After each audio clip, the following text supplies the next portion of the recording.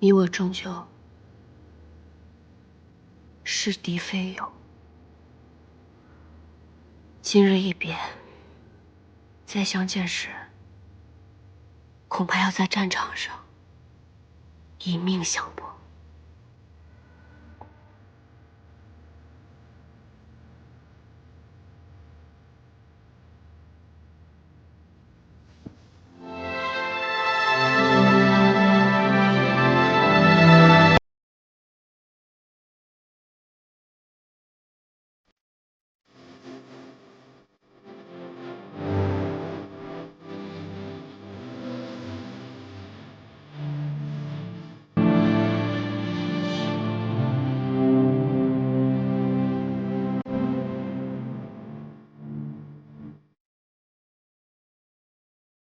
时机了，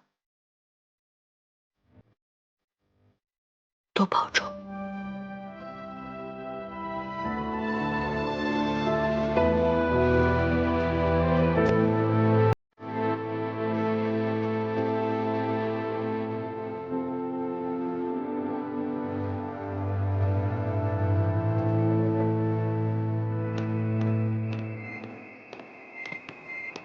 耳朵呢？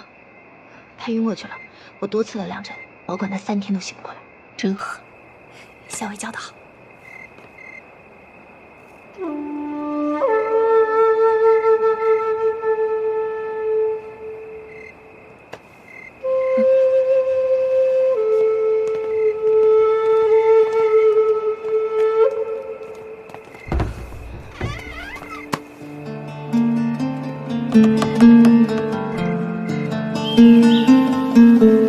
船家，麻烦把我们送到对岸，越快越好。快了，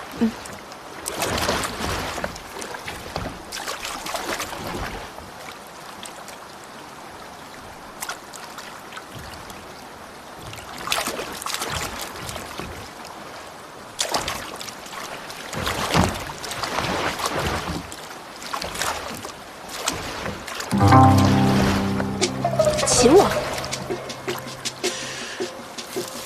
哎呀，你叫我呀？哎，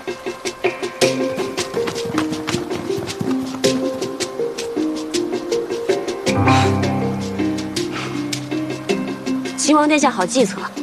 哎呀，这不是将计就计吗？那日看到桃子给常儿的药单，就有所怀疑。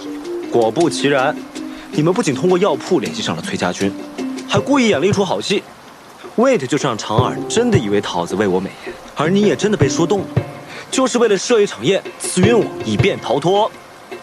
所以你早就知道了，就一直看着我们做戏。我这不是了解你吗？不让你试着逃一次，你怎么会甘心呢？好了，现在就带你们回到你们的住处。走喽！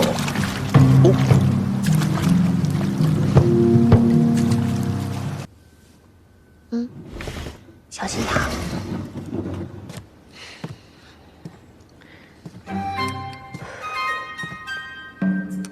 桃子，你们家校尉身体如何？还缺药材吗？托殿下的福，药材倒是不缺了。你心里明白，我们校尉的病都是被你气出来的。哎，这可糟了。说些让你们家校尉更生气的话吧。由于汲取了这一次教训呢，我又重新派重兵把太清宫这里里外外都围得跟铁桶一般。我更是派了几十名斥候，又把每一个出口死死地盯着。这次你们若还是想逃出去，我都替你捏一把汗。秦王殿下，想必你已经计划周全，准备在西长京城中一击必中了。这再严密的计划呢，都会有纰漏，谈何周全，又谈何一击必中呢？既然还没有周全的计划，那不如这样吧，我来替你谋划，杀了孙敬，然后你放我离开，如何？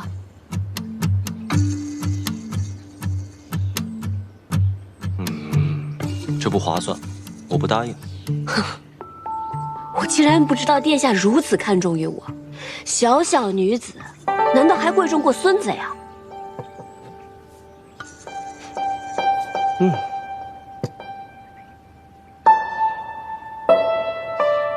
崔乙独女，自然贵重过孙子。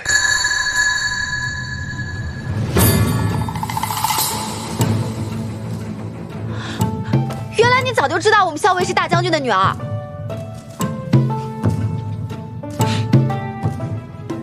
原来你早就知道，怪不得你一直不肯放我走呢。桃子姑娘，你先出去一下，我有几句话想对你们家何校尉说。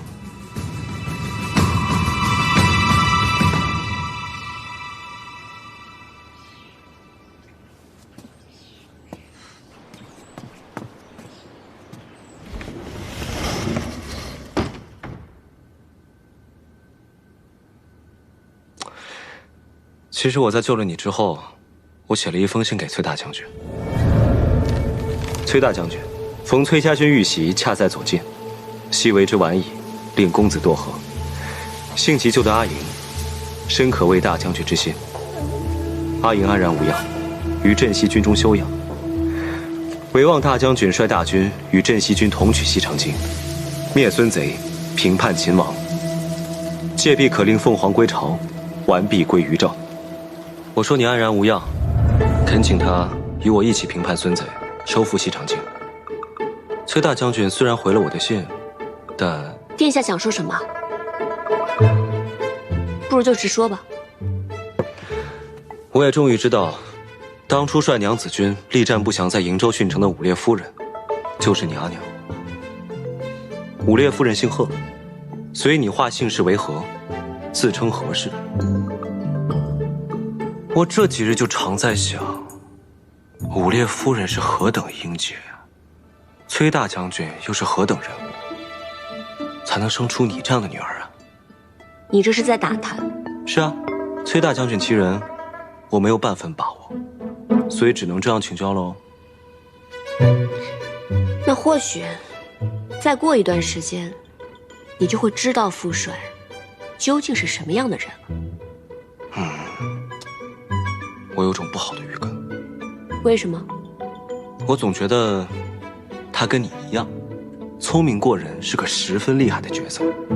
不知道我这样得罪他，他会如何发作呢？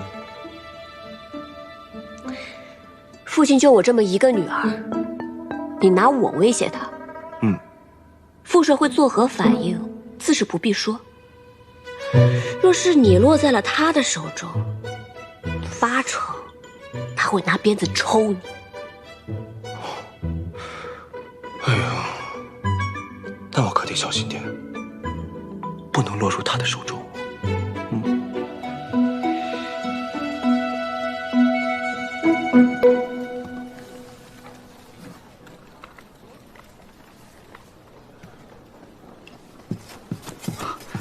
大将军，前锋诸部已尽数渡河。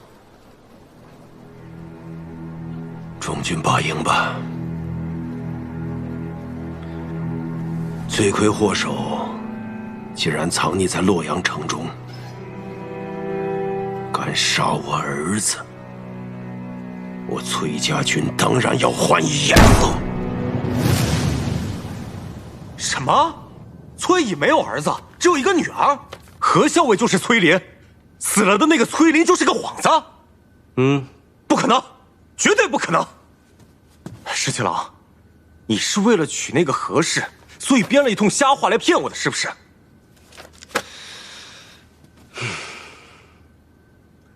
你仔细想想，从前崔公子对何校尉的态度，你再仔细想想，我有没有必要骗你？原来如此，所以你才把他扣在了太清宫，不肯放他，然后在这里布下重兵。你是想用他来胁迫崔乙？这怎么能说是胁迫呢？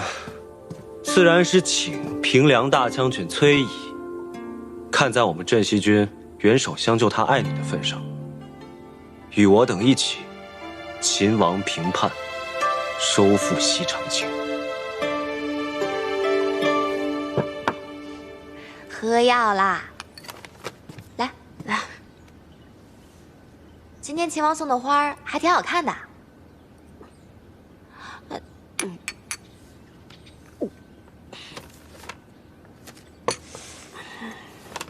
哎，你今天怎么好像变了个人一样？变成什么样了？变回我们家以前的小姐了呗。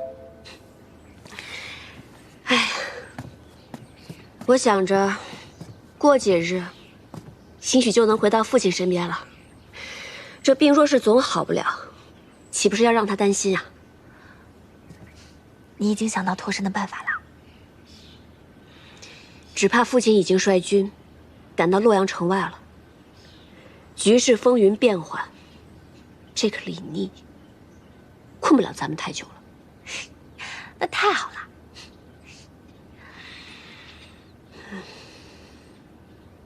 我只是在想，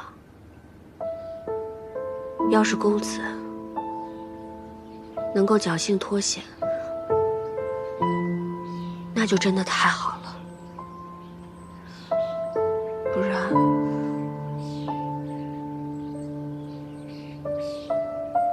这会是我终身的遗憾。好了，如果公子知道的话，他也希望你能够不要多想，保重好自己。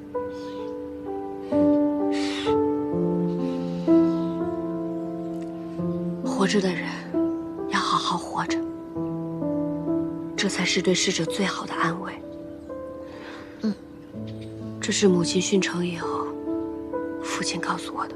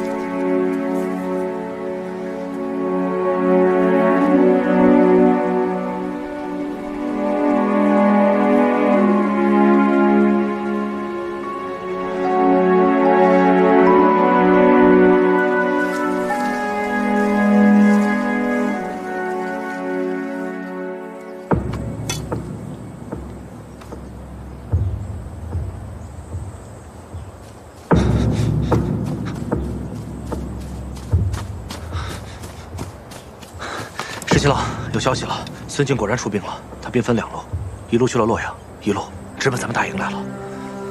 果然被你料到了，孙敬这个老贼，真的趁崔乙攻打洛阳城之机，派兵攻打我们镇西军，而且还派了一支军队去了洛阳城，看来是想白捡这个便宜啊。那我们就先在这里杀他们个猝不及防。天气都凉了，哪来这么多花呀？秦王不是命人每天送来1束花吗？我就把这花瓣、花蕊啊都给摘下来，能入药的入药，不能入药的就入狱，绝不浪费。我们家桃子还真是不嫌麻烦呢。每天待在这儿，闷都闷死了，总得找些事情做吧。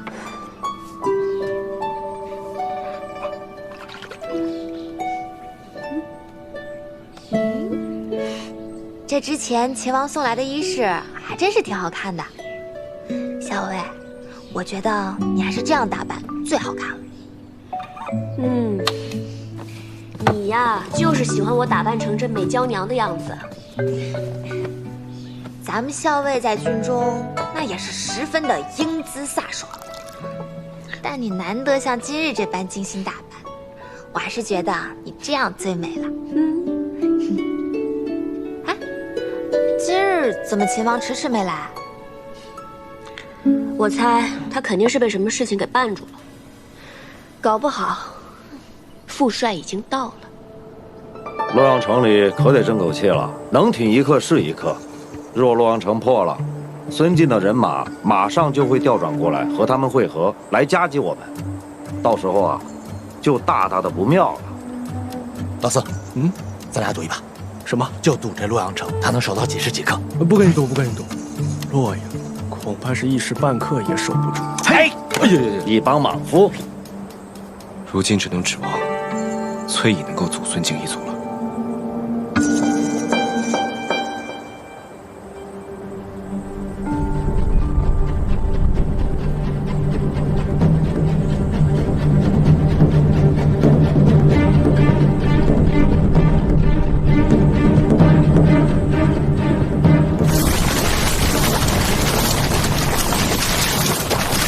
真的，大将军真的来了。我虽然是猜测，但是8、9不离十。这些年，崔家军都以公子的名号在外征战，父帅一直久居瀛州，但一招出手便大破孙敬之军。李逆这个人心思缜密，他摸不清父帅的行事做派，便不会轻举妄动。那秦王到底想干什么啊？难道他想跟大将军开战？上兵伐谋，其次伐兵。李逆的上之策肯定是想拉拢父帅，合纵连横，收复西长郡，力保李氏江山不失。啊，这个李逆想的还挺美的。小姐，你可什么都别跟他说。这次大将军来了，可得好好揍他一顿，给咱们出口气。放心吧，我肯定不跟他说。再说了，父帅是何等人物，又何须我说呢？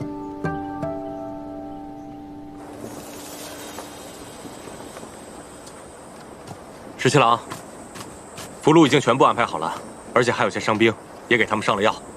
咱们这一仗又折损了孙敬不少人马。撤！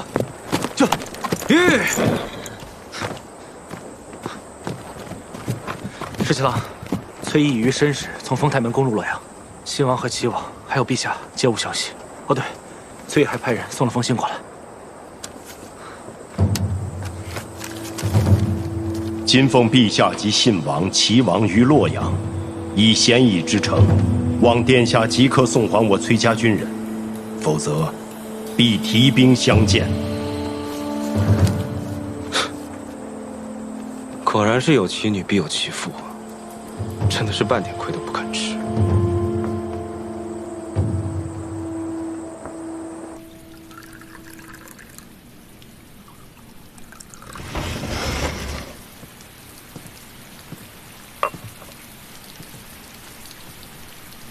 殿下，请用茶。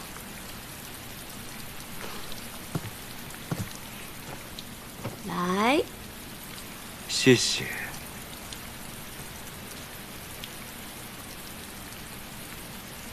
这护腕还带着呢。是啊，取银针时费了些功夫，之后就再也没有取下过了。连护腕都只有这一个，殿下何至于如此窘迫？若有人愿意再送我一只，我自然乐意收下。殿下军务繁忙，既特意到此，想必是我父帅令殿下看到了他的诚意。我之前呢，还好奇你父亲是个什么样的人，结果果然不出我所料，他与你简直是一模一样。你不愧为他的女儿，他也不愧为你的父亲。这话如何说啊？你的父帅呢，已经不费吹灰之力攻入洛阳，我父亲和2位兄长全部被你的父帅俘获。父帅生性豪爽好客，想必陛下也会十分适宜。你说，你长得这么好看，是像你父亲多一点，还是像你母亲多一点？别以为你跟我说这些甜言蜜语，我就会忘了你把我关押在此处之仇。你父亲这般好客，我哪敢再留念？只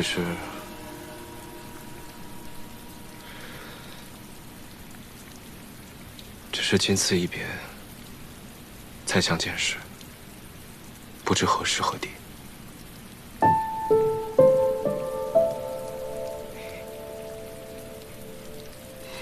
你打算什么时候放我走啊？崔大将军写了信，说希望明日就能见到你，我哪敢不从啊？明天啊？明天。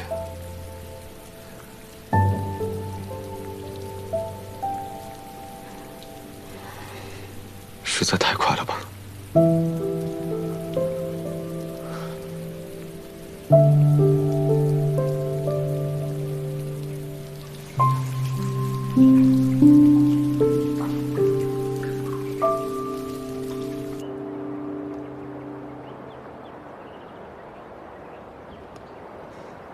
那，你试试。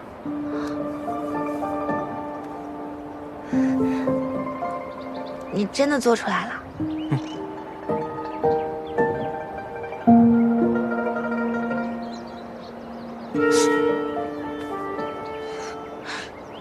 你能听到？啊！以后只要你吹响它，我就会立刻到你身边。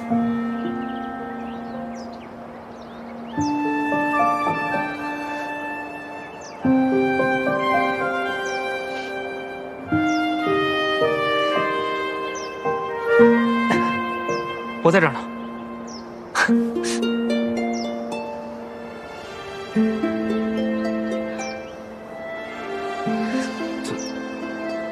怎么了？你不喜欢吗？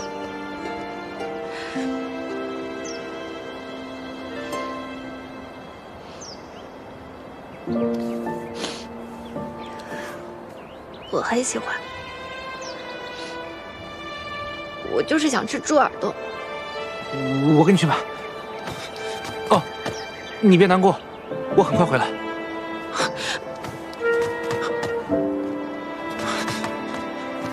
怎么了？发生什么事了？我明天就要走了，你真的要现在去买猪耳朵吗？那，你不是说你想吃吗？你呀，真是蠢得不可救药。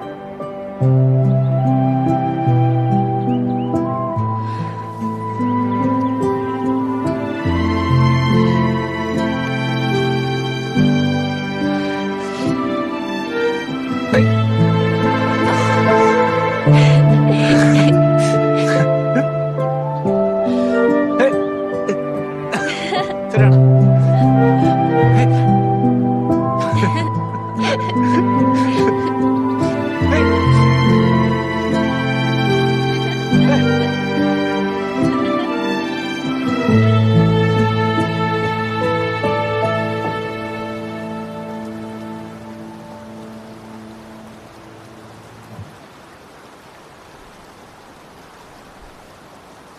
十七郎，你不是说这周围有重兵把守，还有好多斥候吗？是啊。那如果我们从这儿悄悄溜出去，会有人发现吗？试试。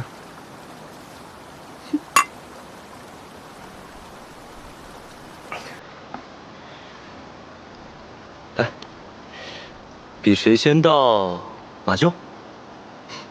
好啊。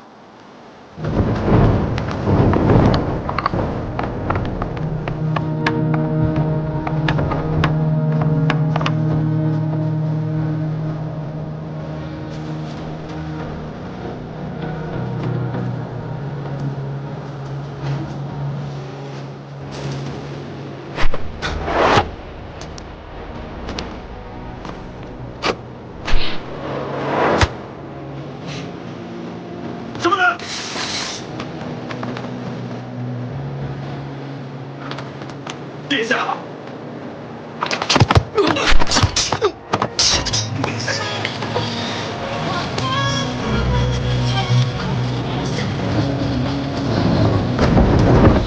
别说了，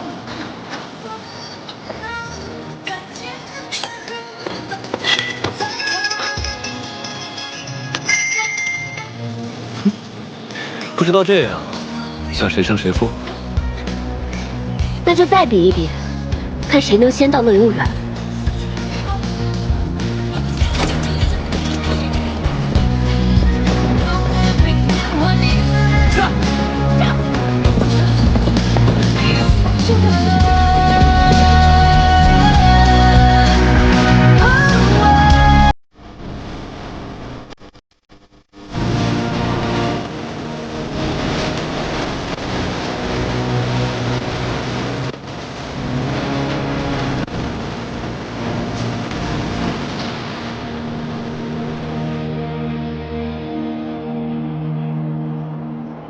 乐游原上遥望京都，果真很美。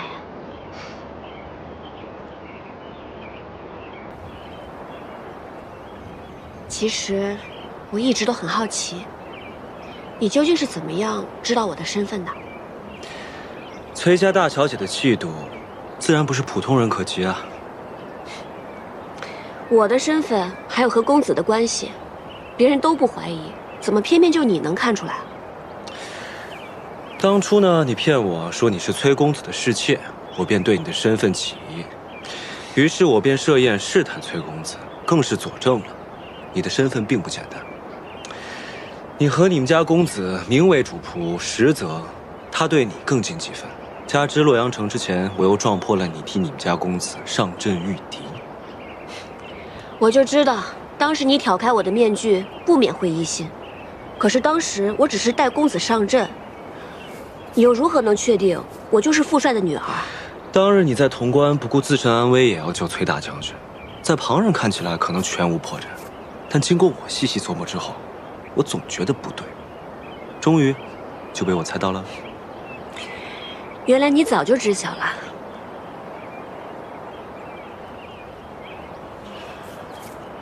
你知道吗？我常常在想，如果你不是崔家女儿，我也不是李氏子弟，我们之间会不会就不会有这么多隔阂和不？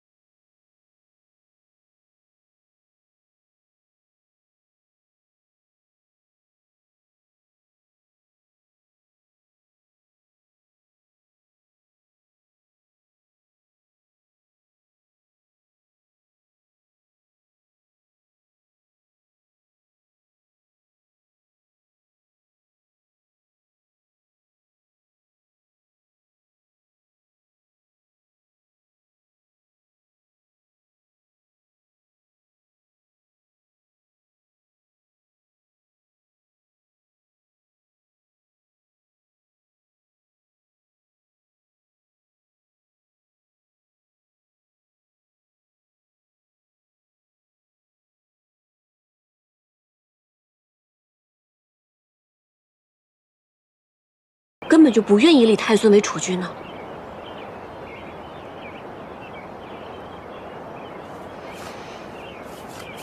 我们私奔吧。待到天下太平，寻回太孙之后，我们就离开西长京，一起去劳兰观，过逍遥自在的日子，好不好？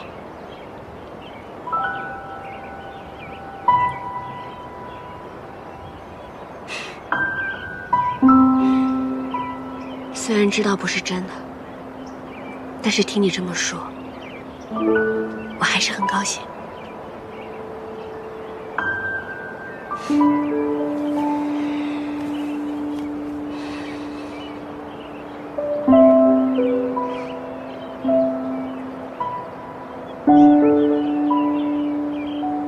当日我们约定，等到海清河晏之时，同游乐游园。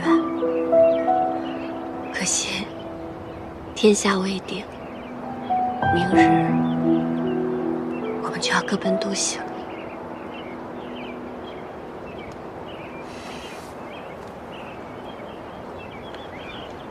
会有那天的，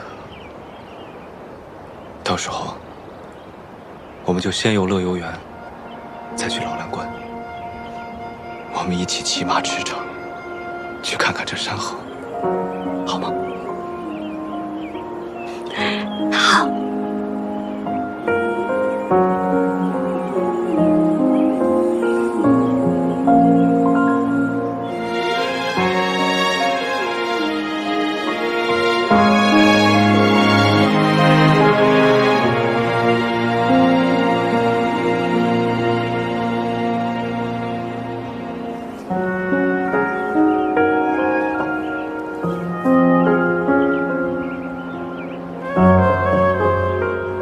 明日分开，再见，就不知何时了。当日得你所爱，今天完璧归赵了。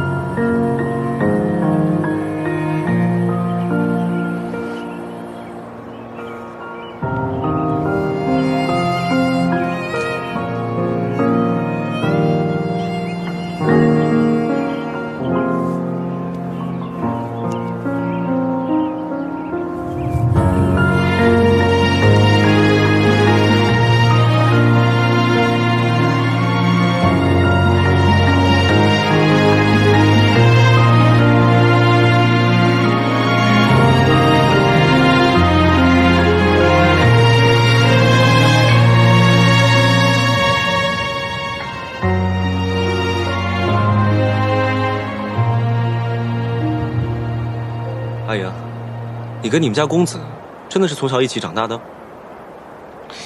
我看你是对这件事情尤为在意。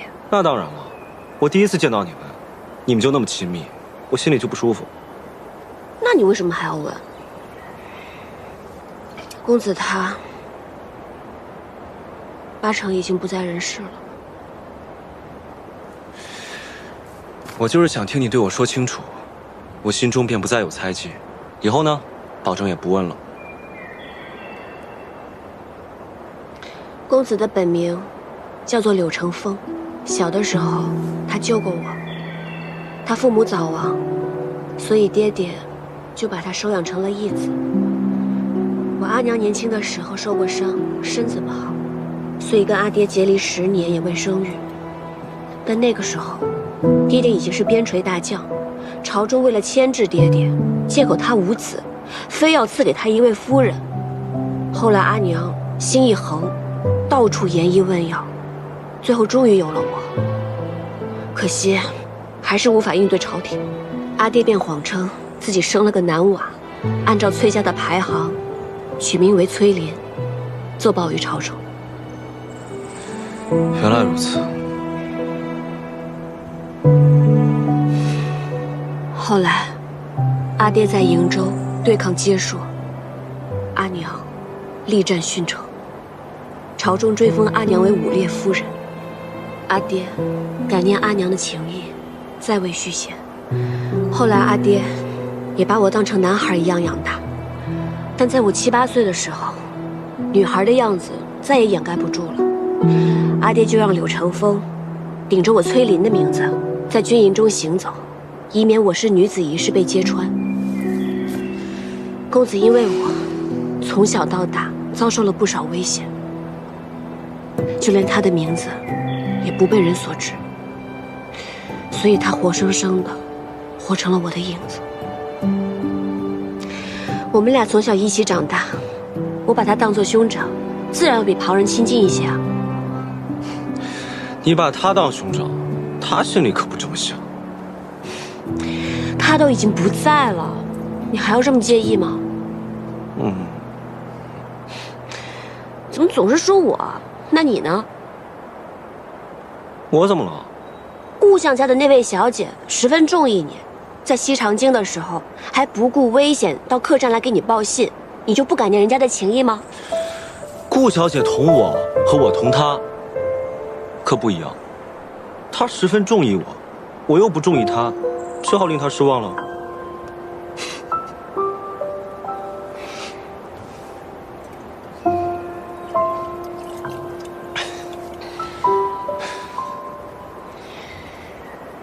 对酒当歌，人生几何？十七郎，你唱首歌给我听好不好？我哪会唱歌啊？我就只会哼一哼劳兰关的小曲儿。劳兰关的小曲儿也好啊，我想听。这些乡野民歌啊，可比不上阳春白雪，都略显粗糙了一些。崔小姐，多担待。绝不嫌弃。好。劳兰河水18弯，第一弯就是那银松滩。银松滩里的鱼儿飞呀，比不上那姑娘推开了窗。劳兰河水18。唱得不好啊？是有点走调，那你还让我唱？但是很好听。真的吗？嗯。那我认真唱一遍。好。那我要认真站起来唱了。劳兰河水18弯，第一弯就是那银松滩。银松滩里的鱼儿飞呀，比不上姑娘的眸儿里。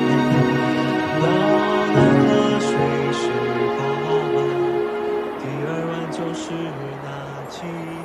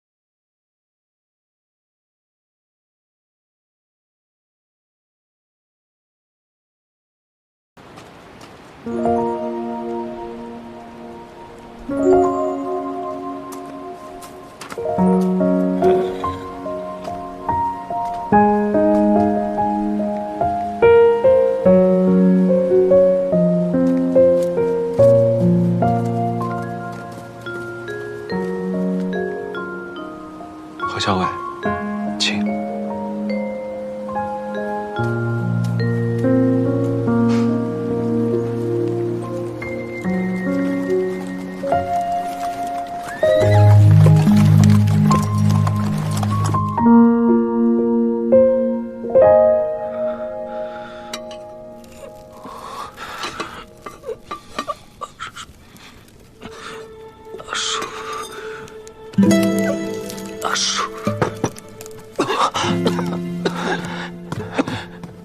公子，公子你醒了，公子你终于醒了。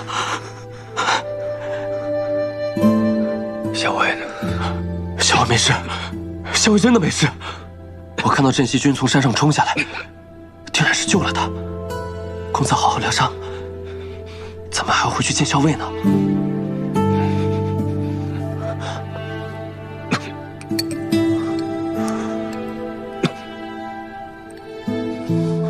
来，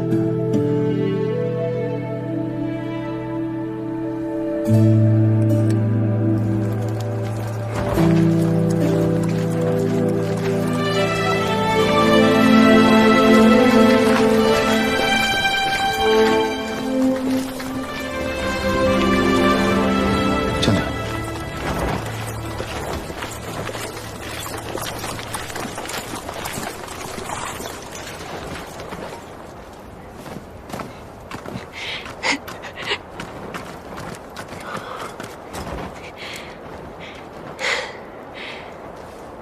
大将军，回来就好。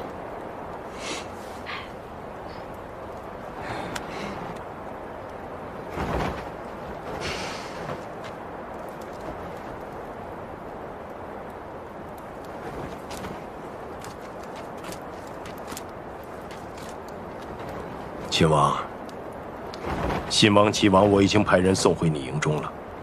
至于你父亲，你既然来了，待会儿就亲自接走吧。崔大将军心怀大义，李逆感激不尽。今日秦王既然来到我营中，不如进帐一谈。好啊，正有此意。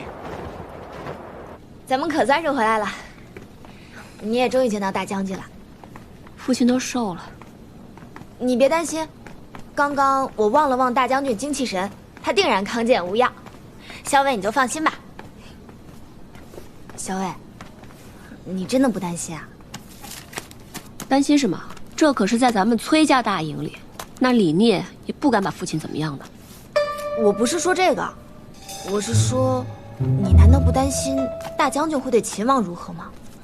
你说，大将军把秦王请入帐中，会不会埋伏好了弓箭手？只要等他一进去，他就摔背为号，立刻将他杀了。放心吧，不会的。萧伟，你是相信秦王，还是相信咱们大将军？如此笃定的说不会，这两个人，我都不信。这个簪子怎么会在秦王的身上？是崔小姐所赠。秦王以为凭借此就可以有恃无恐吗？崔大将军误会了，今日送崔小姐归来，是另有要事，要与崔大将军商议。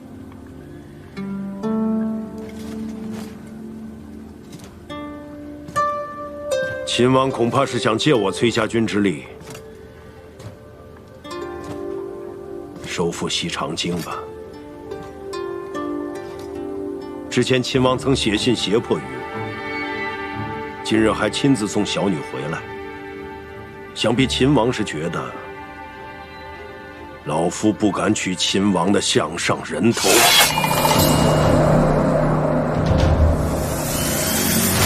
但是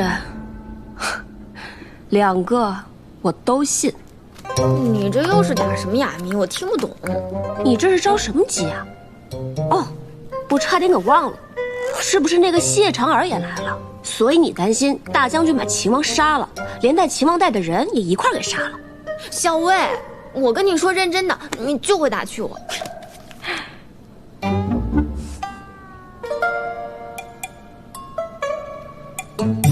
大将军，阿爹，吃饭啦，来尝尝我给你煮的面条，可香了。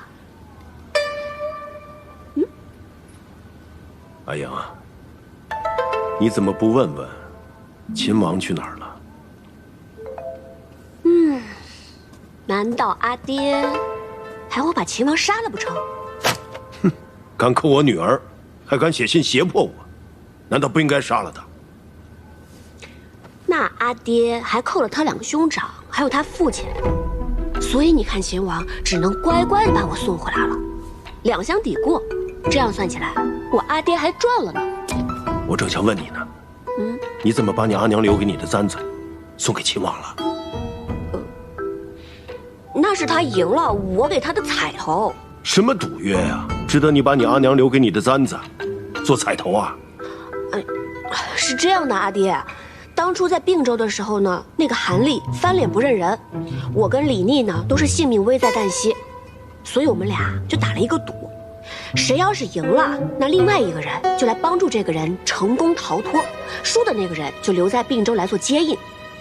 李逆他输了，所以他就帮我先行逃脱，我就把我的簪子送给他当做彩头了。胡说，明明是你赢了，为什么要给他彩头啊？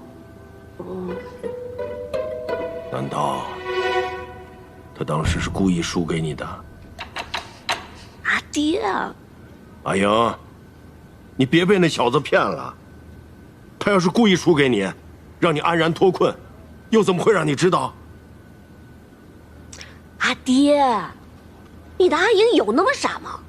哼，那可不好说，突然间犯起糊涂来呢。总之啊，这小子骗了我的女儿，还把你扣在太清宫里，实在是可恨。对，确实可恨。现在李逆终于落在我的手里，杀了他，正好解我心头这口恶气。如今东都已经在我崔家军的掌控之中，收复西长京，这天下就可以太平。你当初出瀛州，希望老百姓过上好日子的愿望，就要实现了。阿爹，你要是此时杀了李逆，那天下百姓就再没有好日子过。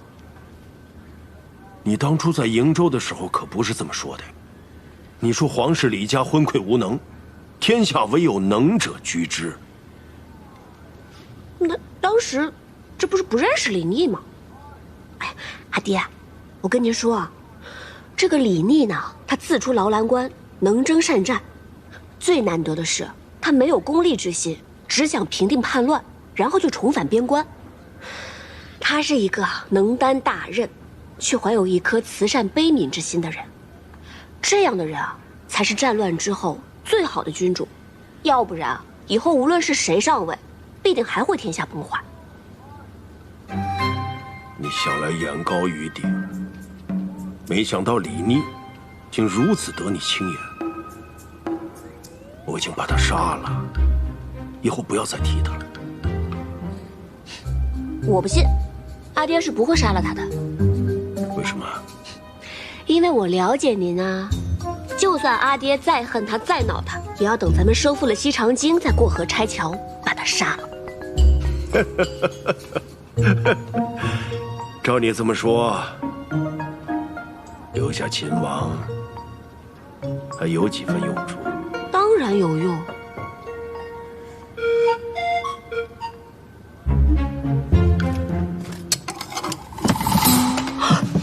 爹，哎呦，快！我女儿说了，留着你还有用，就暂且不杀了。你也真是的，打不赢我阿爹就不会逃嘛。绑成这样关在箱子里，很舒服啊。倒也不是打不赢，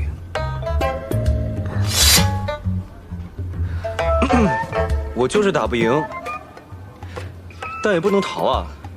我这不还指望崔大将军能够助我镇西军收复西长京吗？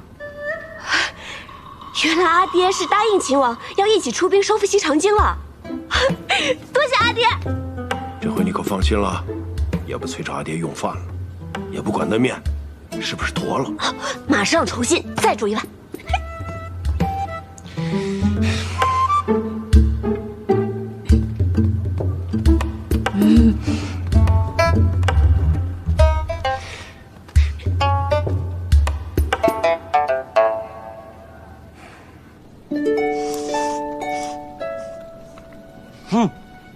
慢点吃，慢点吃。好吃吗？好吃。这是刚才绳子勒的。没事，过2天就好。你可真傻，小仗则受，大仗则走。这么大一个人被捆得结结实实，窝在箱子里多久了？不怕伤到筋骨吗？也没多久，就是呢，在你进来之前，大将军跟我说，要一起出兵收复西长京，可以，但他得先把我绑起来，关进箱子里，看看你的意思。如果你想杀我，那就不用等出兵了，他就立刻一刀砍了我脑袋。但如果你想留我一条性命的话呢，他就答应我，一起出兵收复西长京。你就那么有把握？我不想砍你的脑袋啊！也许我是故意把你骗到崔家军大营里来，好报仇雪恨呢。毕竟你把我在太清宫关了那么久。你生气了？当然生气了。你真记仇啊？当然记仇。那你让你阿爹一刀杀了我，也不解恨了。哎，我有一个办法。什么办法？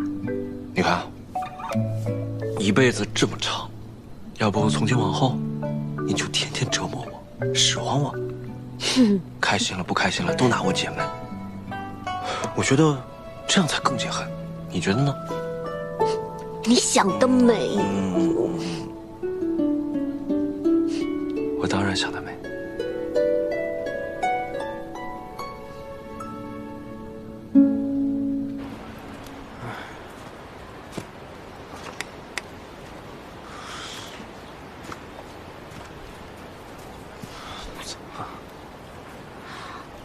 说什么？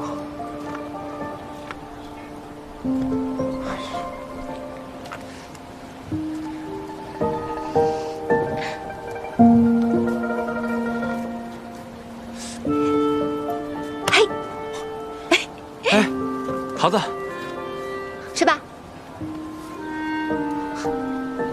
你刚刚怎么啦？像个热锅上的蚂蚁一样，走来走去的。你放心吧，我刚刚已经去看过了，秦王他安然无恙，现在跟校尉一起在他营帐里用饭呢。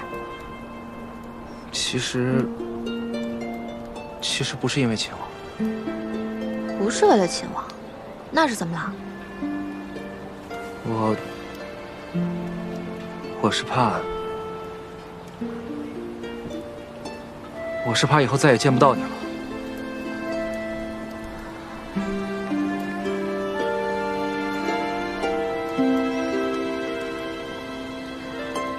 你想之后天天见到我呀？但是我们马上就要分开了，之后还要打仗，万一我受伤了，或者……反正也没有人会告诉你，也许就再也见不到你了。你胡说什么呢？不会受伤的，不要瞎说。也是，有你送给我的药，我受伤了也没关系。傻子，快吃吧，都凉了。行军打仗总是要小心些的，别总想着自己要受伤。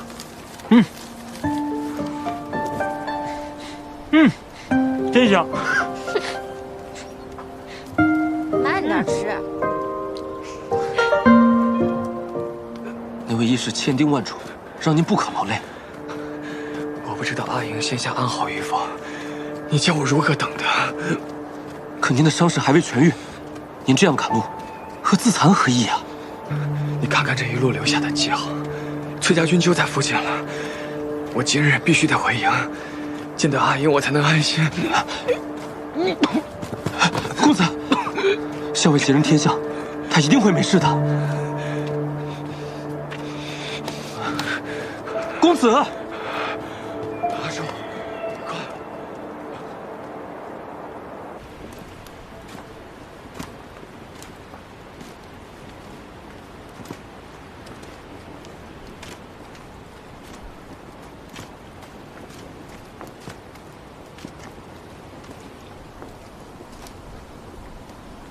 阿莹，我真舍不得走。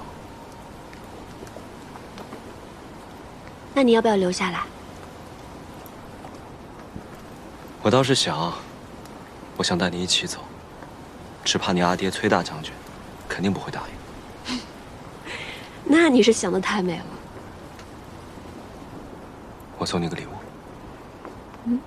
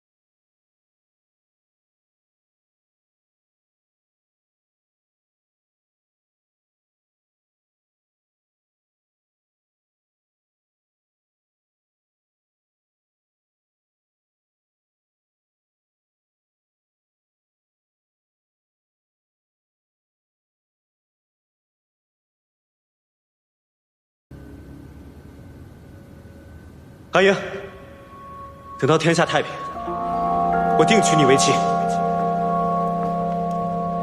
我要娶你，我要娶你！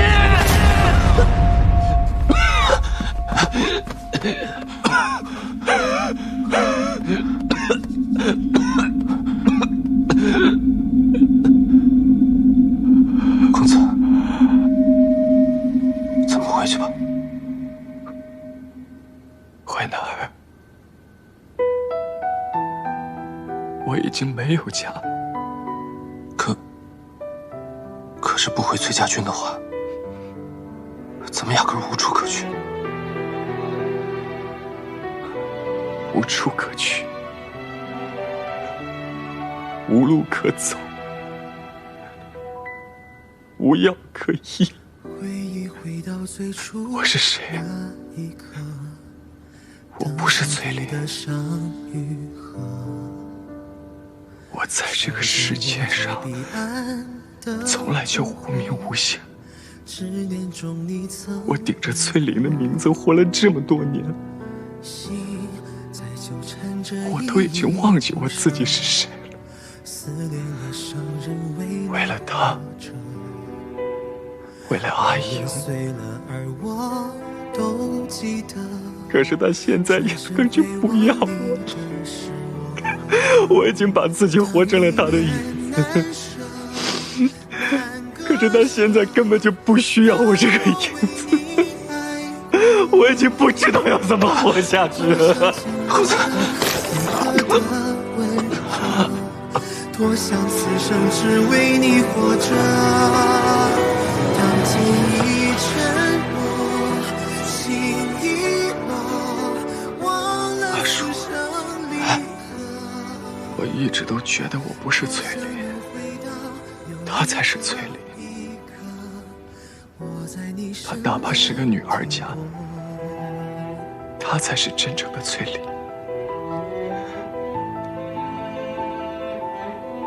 阿爹，还有阿英，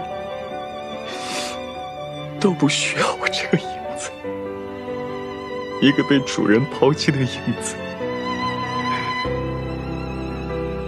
一个没有用的影子。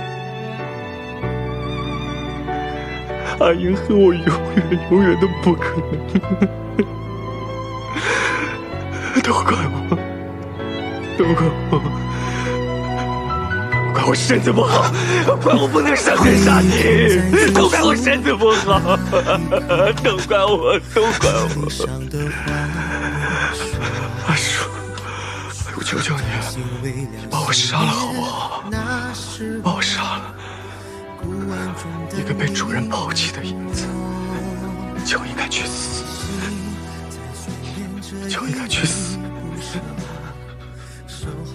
我知道有一种续命之法，据说只要服了结说的神药，哪怕病弱的人也能康复如初。公子，我陪你去找那个神药。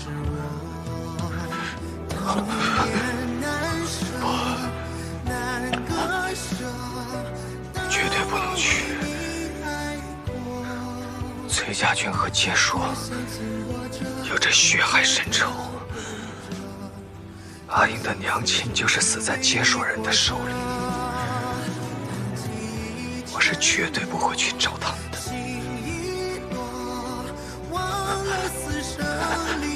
公子，只有活着才能去见校尉，只有活着才能等到校尉的回心转意。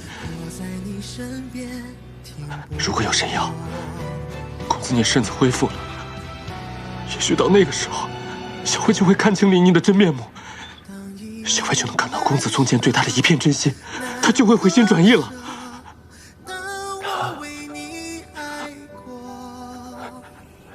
你说的对，我得活着，我活着才能见到阿英，我活着才能保护她。如果有一天我身体康健，我也能上阵杀敌，她也会喜欢我的。到时候她必然不会喜欢林妮了。阿英到时候一定会喜欢我的，阿英一定会喜欢我的，阿英一定会喜欢我。阿英，你到时候一定会喜欢我的。小伟，齐王派人送信来了，还送了好吃的。给，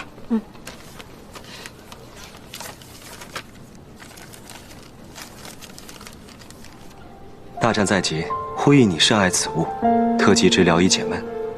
常言嚼之如碎玲珑，取势若破竹，碾压敌军之口采，邦军顺遂，旗开得胜。入京后，愿同去殿中，具案大嚼干果及果脯，又侧翼后翼，皆托付于郡。替我再三拜赏崔大将军。小伟，秦王信上说什么啦？说祝我们旗开得胜。送这些来，就为了巴巴送个好口彩啊？是，特意麻烦耳朵跑了一趟，就为了送上这么一个干果的好彩头。他送干果来，跟我又有什么关系啊？哼，干果还没吃几颗，嘴这么硬啊！少威，快吃吧。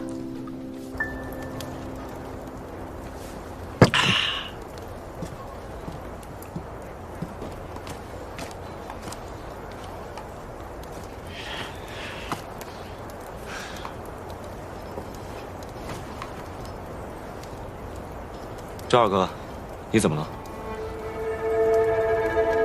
我可忍不住了，石七郎！崔家军卖了潼关，害死了咱们镇西军那么多兄弟，咱们怎么可以又跟他们结盟，一起去攻西长津呢？万一他们又把我们卖了怎么办？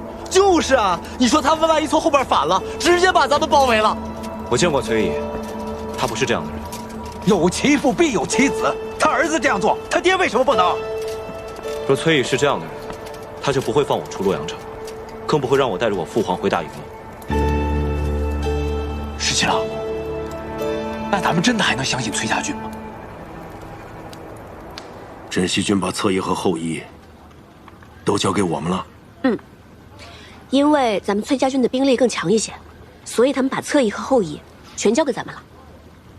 这个李逆果然胆大包天，他竟不怕我抄了他的后路，把他毒死在西长京城下。阿爹会这么做吗？我相信。那石七郎信，我就信。我也信。我相信你，石七郎。那我也相信石七郎。赵二哥，你相信我吗？我当然相信你。谢谢你们相信我。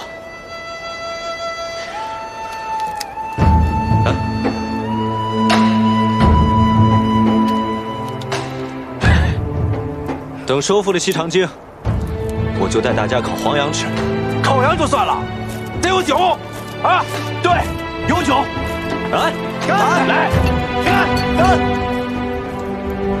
要不是碍着你的面子，这货早就把他给收拾了。阿爹，你才不会呢。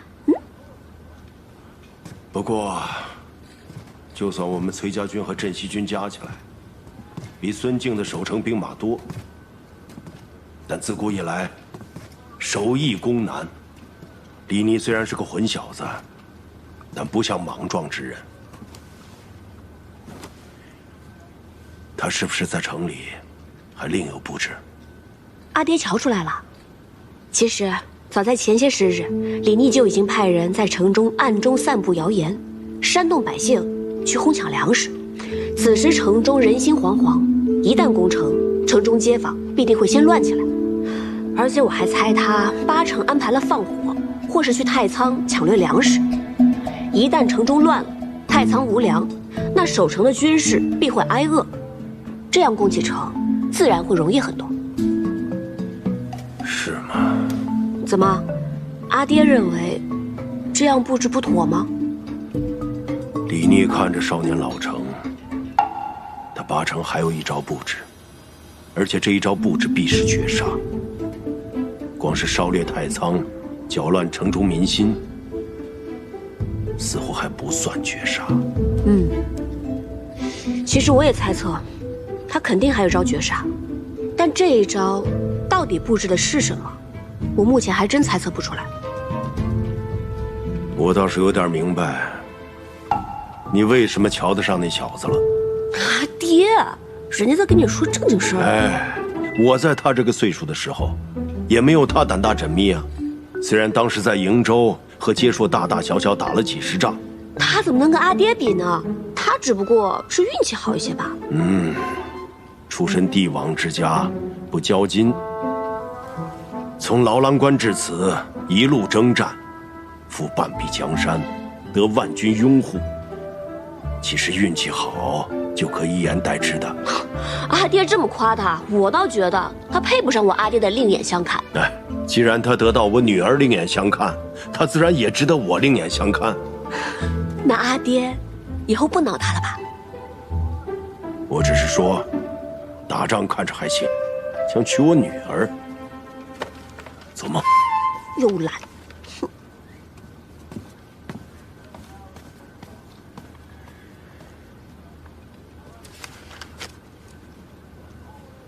秦王要攻城了。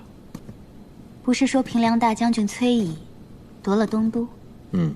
这正是秦王的过人之处。他不仅大大方方的把东都让给了崔乙，还说服了崔家军跟自己一起联手攻打西长京。父亲，您说秦王会成功吗？明面上呢，他是要和崔家军攻打西长京，可是暗地里一定另有一番布置。我就不知道这布置是从何而起，又如何呼应了。相爷，出事了，出事了！秦王攻城了，好些乱民直奔太仓去了。那些乱民把太仓给抢了，太仓的守卫拦也拦不住啊。后来不知怎的，太仓就起火了，太仓又烧又抢的，只怕现在也剩不下什么了。好了，我知道了，你下去吧，命人严守门户。是。婉娘，你可明白了？原来布置在这儿。对，先是散播城中无粮的消息，造成民心恐慌，然后再煽动这些乱民，把太仓给烧了、抢了。这下城中是真的无粮了，连守城的士兵都要饿着肚子，肯定没有心思守城了。正是，如今梁王早已登基称帝，孙敬素来残暴，城中又如此情形，这西长京啊，是守不住了。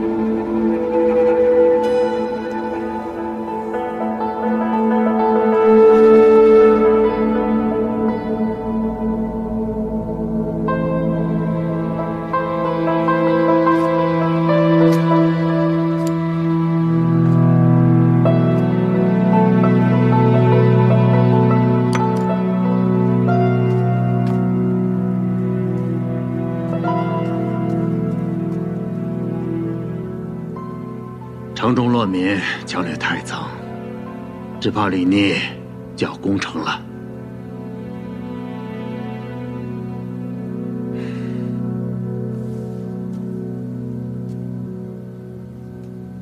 近，我不想让你再去打仗。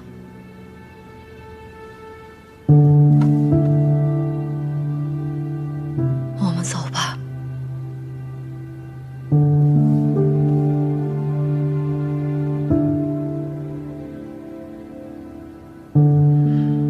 自从我们重逢之后，我就一直在想，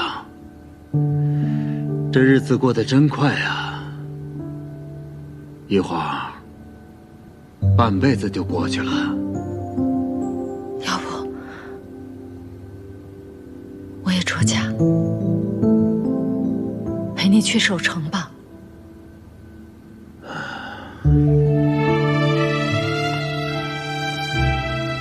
赏花，你好好待着，等我战退了李密之后，回来陪你一块儿饮酒。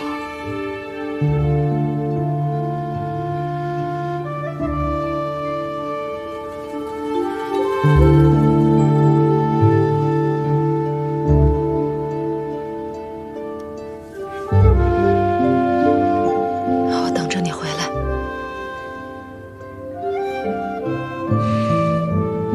等我回来。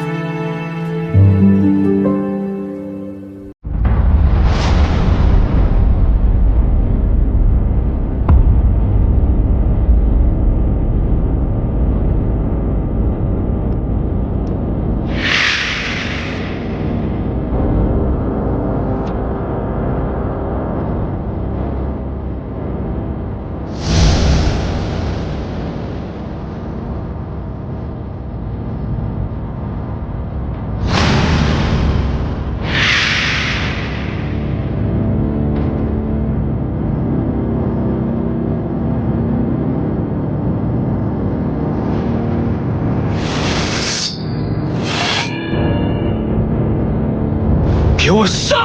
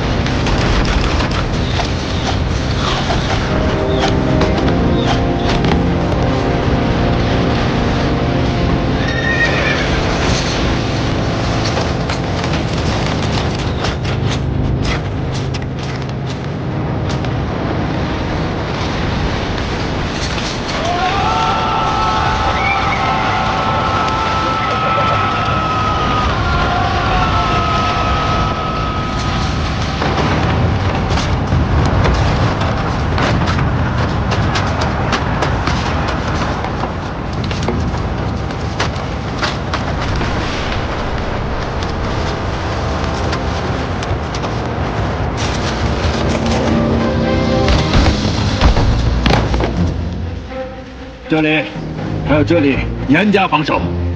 报，大都督，镇血军和崔家军攻势太猛，四处架设云梯，几个城门都有工程锤重击，我军将士疲惫不堪，死伤惨重啊！令进军后营上城墙，严守城门，一步都不许退，退者军法处置。是。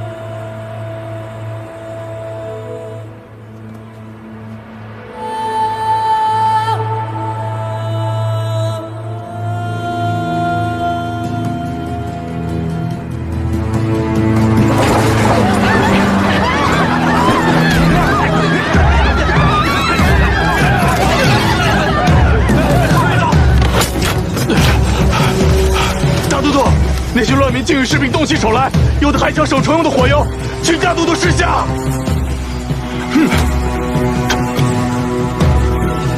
城中乱民一个不留，统统都杀了。是。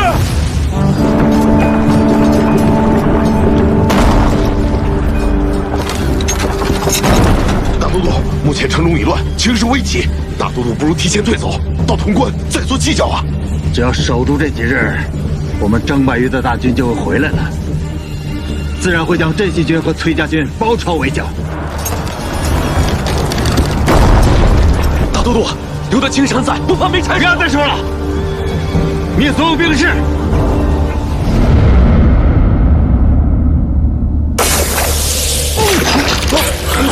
大都督，大都督，大都督，大都督，大都督，大都督，大都督，大都督。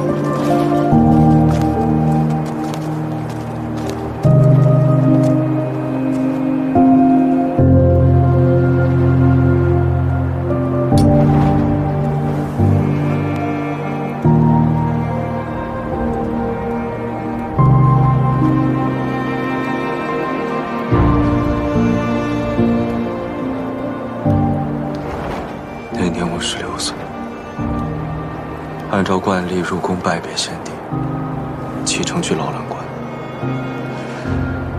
那时我犯了错，先帝十分生气，不愿赐剑，便命人传话于我，让我安分守己，不要再给李氏子弟抹黑。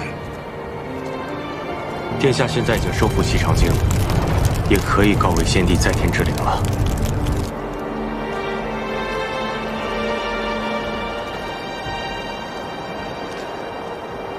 追孙敬的人如何？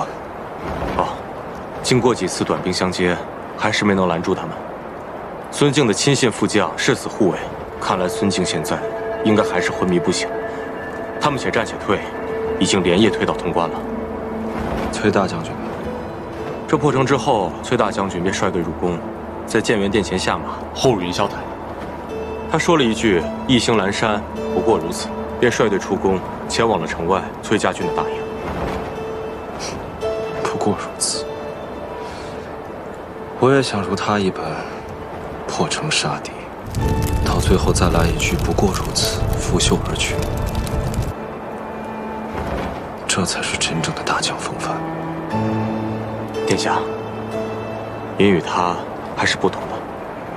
可此时的我，十分羡慕他。殿下出劳兰关，率兵秦王平定天下，现在已经收复西长京，所以从此之后，你不与世人相同，也不能再说羡慕他人了。是啊，多无趣啊！唉，阿莹呢？他跟崔大将军一起出城了吗？哇，原来这就是皇宫啊！哎，小伟，这里好像除了楼高一点、屋子大一点以外，也没有什么不同嘛。你看，咱们现在待的地方叫做玉辉楼，往前那边是建元殿、乾正殿、景德殿。那些都是前朝皇帝理政的地方。那个高墙后面就是东宫，以这个玉辉楼为界，再往后就是后宫了。哇，这么大一片屋子，得住多少人啊？皇帝有10几个儿子，100来个孙子，人丁兴旺。宫里住不下，就等这些诸王成婚之后，给他们分府，住到宫外去。只可惜孙敬谋反，把这李氏子弟几乎都屠戮殆尽了。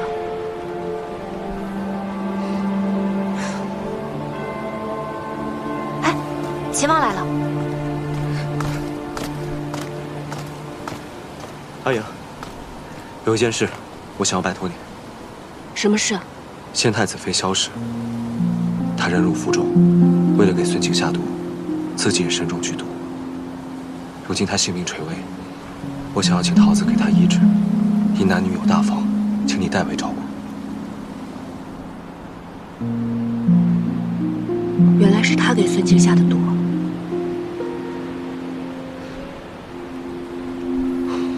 你放心，如此大义之人，我定不负你所托。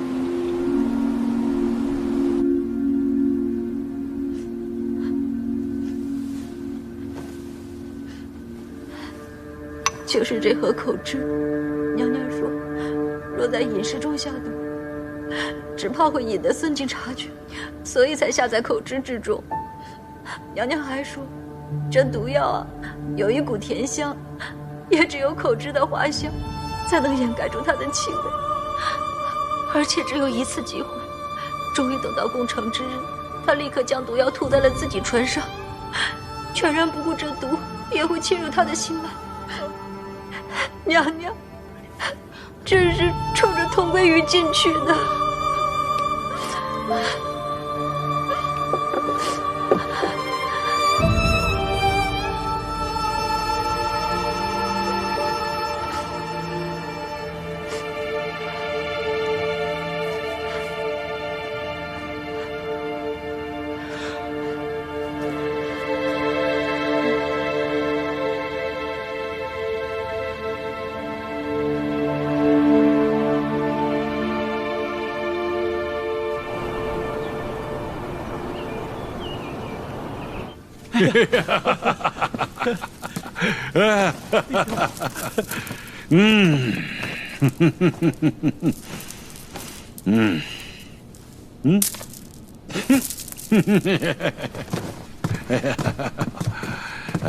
儿臣见过父皇。免礼免礼，谢父皇。秦王遣了兵马出城来迎接。朕作为天子，要摆了大驾，回西长京，接受百官的朝贺。父皇，儿臣有几句话，不知当讲不当讲。有什么当讲不当讲的？说。如今秦王已经收复了西长京，立下了不世之功，不知父皇打算如何犒赏秦王？他可是朕的儿子。再说了，为君父分忧，这不就是他的本分吗？还有什么犒赏啊？父皇已经封3弟为秦王了，这众亲王之中，唯以秦王的封号是最为贵重的。若是再犒赏的话，也只有封3弟为太子了。你说册他为太子，立嫡立长都轮不到他，你就说说为什么要册他为太子？若父皇眼下无立三弟为太子之意，他又刚好立下了大功，没有犒赏，只怕这别有用心之人会挑唆三军，到时要闹出什么哗变，那就不妥了。哗变？这是父皇莫慌，父皇回宫之后可以打开宫中内堂，据说这孙贼走得匆忙，宫中内堂中的贵重财物都没有带走。内堂？是啊，父皇，父皇不妨打开宫中内堂，赏赐给收复西长京的将士们，将士们自会感激陛下的圣恩，就算有人煽动，也不会跟着闹事。还是俊儿来儿的法子好啊！朕回到西长京，就把宫中的内堂打开，犒赏三军。陛下公参天地，泽披万世，万岁万岁万万岁！陛下公参天地，泽披万世，万岁万岁万万岁！娘娘，娘娘你醒了。娘娘你醒了，醒了就好，醒了就说明毒性稍解了。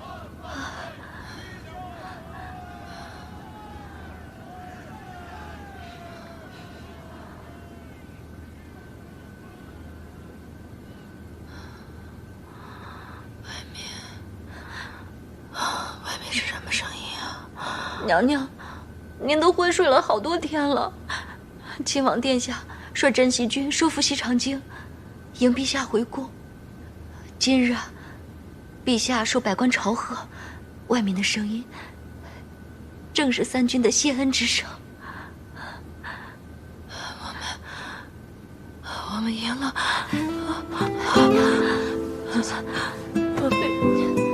我们赢了，我们赢了。娘娘放心，我们赢了，赢了。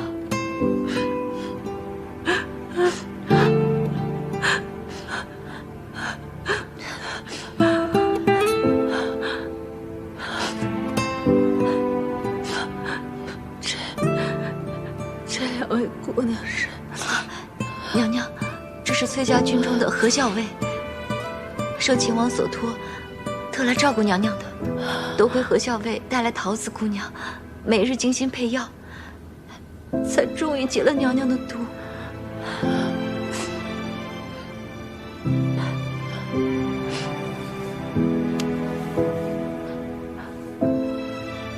多谢何校尉。娘娘大义，救了天下人，何某应该替天下人谢谢娘娘才是，又怎担得娘娘一个谢字？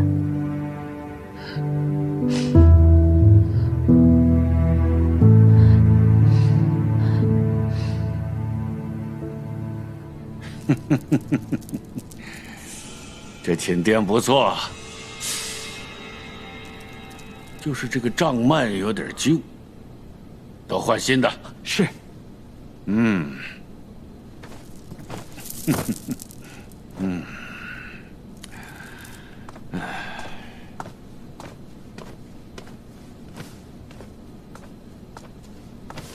儿臣见过陛下。免礼免礼。哎，秦王你来的正好，这次收复西长京，你立下很大的功劳。说说看，想要什么赏赐？是金银，还是要封地啊？陛下，儿臣什么赏赐都不要。儿臣想请旨，待儿臣派人寻回太孙后，还请陛下应允迎回太孙。太孙？孙敬谋乱之时，弑杀先帝、先太子，幸得云长将军韩畅护卫太孙逃走。陛下，太孙乃先帝嫡传之血脉，请陛下应允迎回太孙，并令其为储君。哎呀，这么大的事，朕还要考虑考虑。陛下，先帝崩，先太子殉国，太孙继位，是名正言顺之事。朕都已经说过了，要好好考虑一下。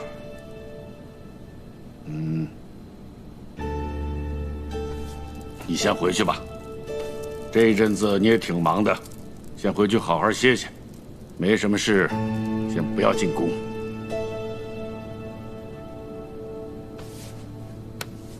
是。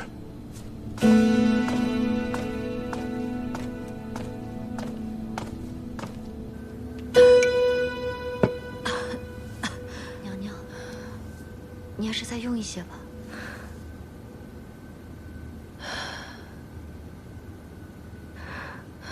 锦娘，孙静还活着吗？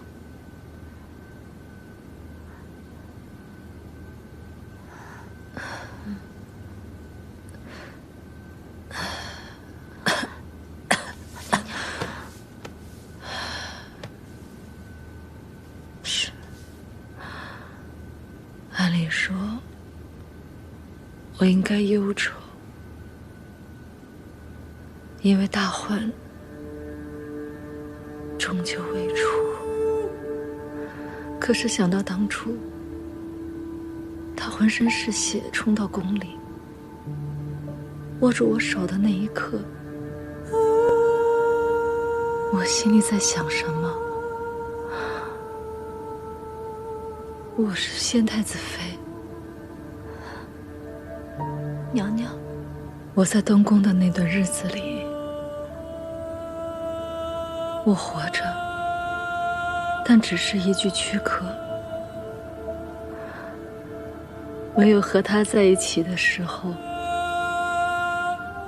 我才会感觉我是真正的一个人。可我是先太子妃，我本不该心悦于他。娘娘，我知道。我不会再说了，不会再有人知道我与他之间的过往，再也不会有人知道此刻的我还是爱慕于他。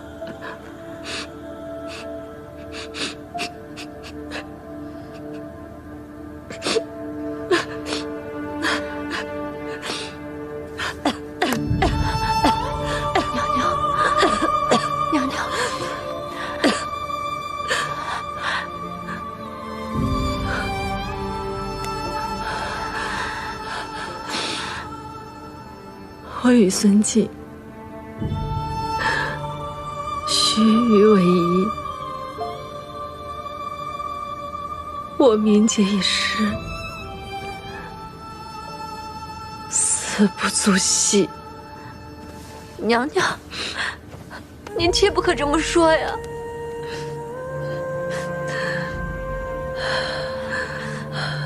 放心，我现在是不会死的。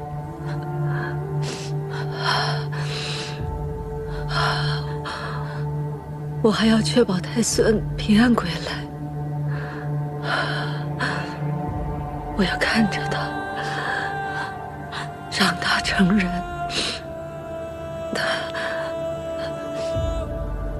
到时候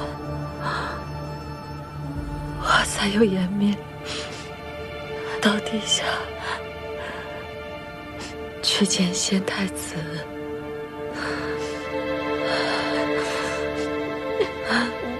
娘娘，不要！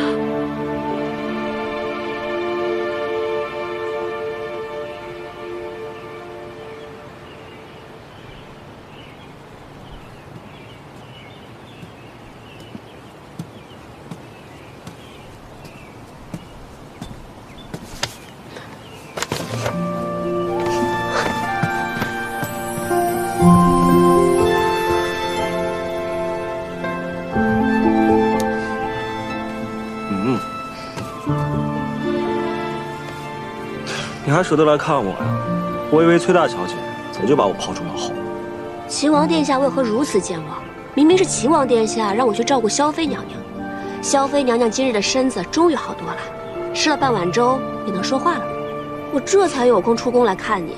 我一出宫就来看你，都没有去见我阿爹。你还不领情。那我走了，我要出城去见我阿爹了。哎，我说笑的嘛。这样子，你陪我一会儿，待会儿我陪你一起出城去拜见崔大将军，好吗？你就不怕我阿爹再把你捆起来，塞到箱子里去？那你还是会救我的呀。那可不一定。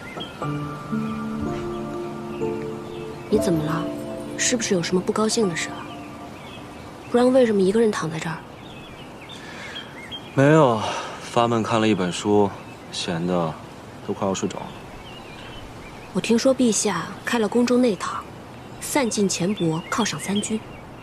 按理说啊，你立了这么大功，你这秦王府应该是车水马龙的，怎么如此静悄悄？我又不喜欢那些文官。再说了，我是秦王，我又领着镇西军，结交文臣多有不便，结交武将呢，那更是瓜田李下。所以我就想闭门谢客，这些文武百官也知道我的性子，可不敢上门来聒噪。旁人倒也罢了，难道不应该去拜见一下故乡吗？前日在朝上，故乡官复原职，陛下还要赐他一个爵位，但故乡跪谢立辞了，真是风骨过人。之前收复西长京，他也帮了不少忙，所以那日下朝之后，我便去了故乡府拜谢了故乡。光是拜见致谢就完了？那他连陛下的赏赐都不要，那我还能怎么办？既然都去了顾府，就没有见见顾婉娘吗？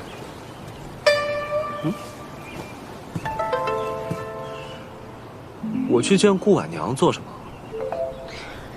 你见她做什么，我可管不着。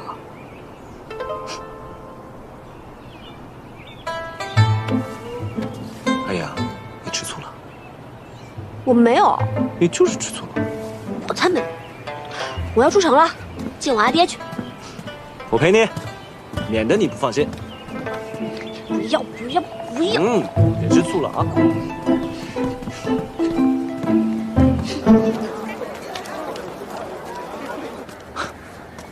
两位客官，瞧瞧，选点什么？咱们店里的果然啊，那是饱满香脆，唇齿留香，客官一定满意。这里每一样都给我来一份。客官，您稍后。你当日在信中说，待入京之后一定要一起来这家干果店，今天算是如约而至了。这一次买了这么多，够你吃一些时日了。怎么听起来有点不情不愿的？倒也不是不情愿，只是一想起来，今日一别，不知何时才能再见。17郎突然做小儿女之态，还让人挺惊讶的。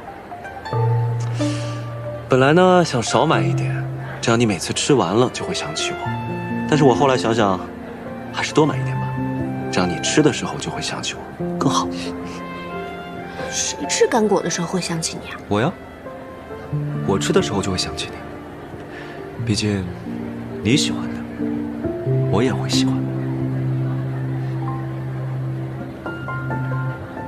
客官，您的干果好了，谢谢。哎，等，走吧。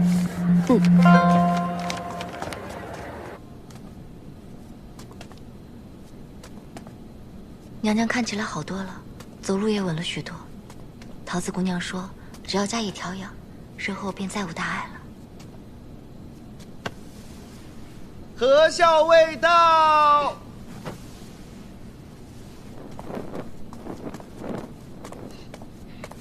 娘娘，娘娘今日觉得身体好些了吗？好多了，快过来坐。谢娘娘。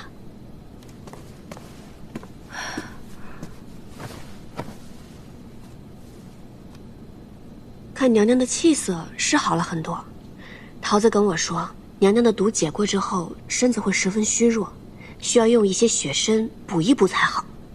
我告诉了秦王，秦王便挑选了一些上好的血参，让我带进宫来送给娘娘。替我多谢秦王。娘娘客气了。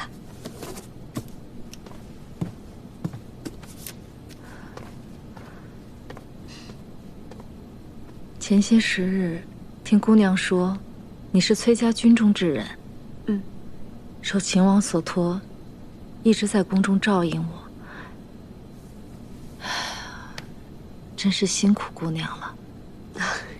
没有，娘娘您客气，说是照应，不过都是锦娘还有宫女们在张罗，我也就是过来陪着娘娘说会儿话而已。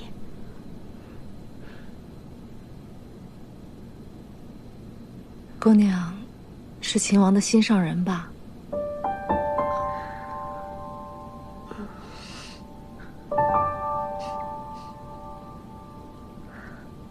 我虽从未见过秦王，但在我处境最难之时，与他通过密信，他的为人之道，从种种细节能窥见一二。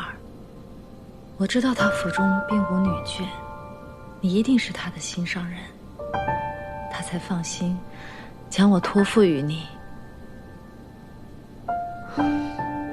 娘娘真是敏慧过人。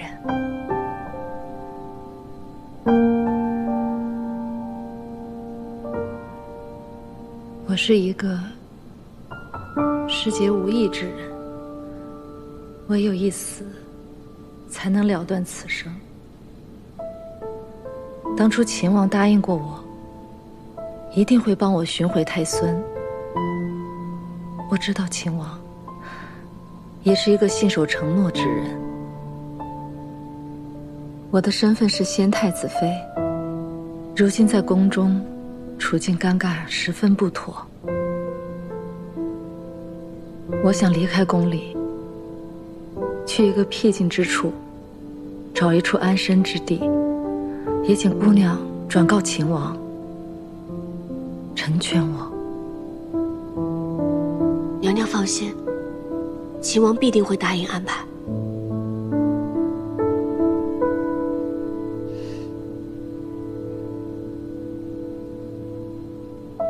你真的姓何吗？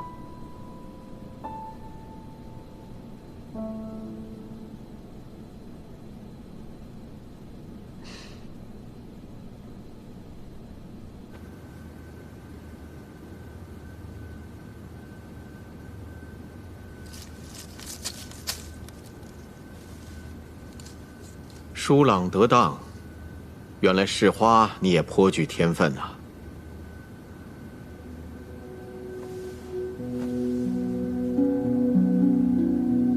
秦王前日来了，我本来打算命你出去与他相见，可是后来一想，还是算了，此时不宜，以后多的是机会啊。是。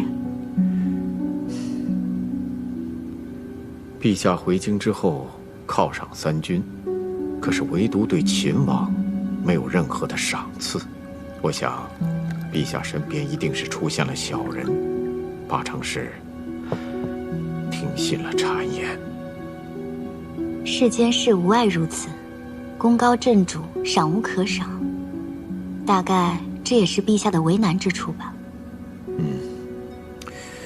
确实啊。秦王呢，已是众王爵之中最为尊贵的了。可是，秦王他收复两京，光复我大禹王朝，立下如此泼天大功，一点赏赐都没有，实在是说不过去啊。父亲是觉得，陛下正值春秋鼎盛，此时还无意册立太子，不然的话，要册是必册秦王。可是信王居长，齐王自有得陛下私宠。自陛下登基以来，还未册封皇后，皇后所出才是嫡子。微服打算明日上书，恳请陛下追封秦王生母。秦王立下如此大功，其生母就该被追封为皇后啊。听说秦王生母出身卑微，嗨，管他出身卑微不卑微，能够生下秦王这般出色的儿子，那生母还不该被追封为皇后吗？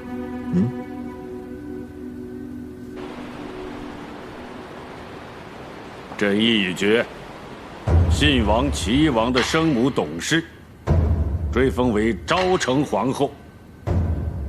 秦王的生母刘氏追封为昭仪。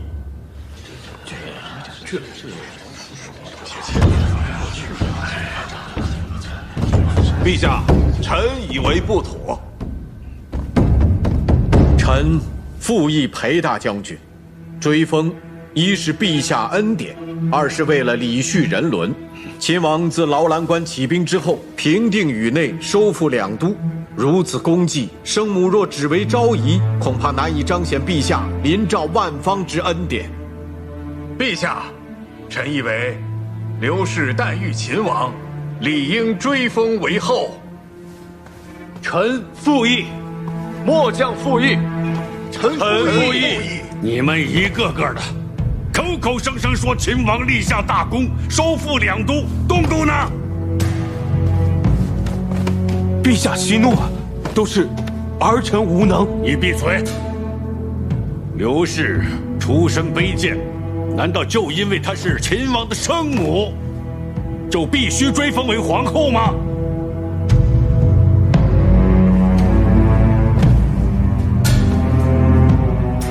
陛下，既然生母出身卑贱，惹陛下不喜，臣自请褫去王爵，去劳兰关属变。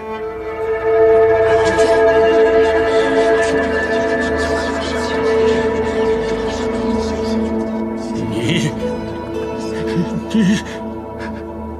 陛下请息怒。秦王生为人子，感恩生母诞育之恩乃人之常情，请陛下恕秦王。滚！你给我滚！朕不要再看到你这个逆子！滚！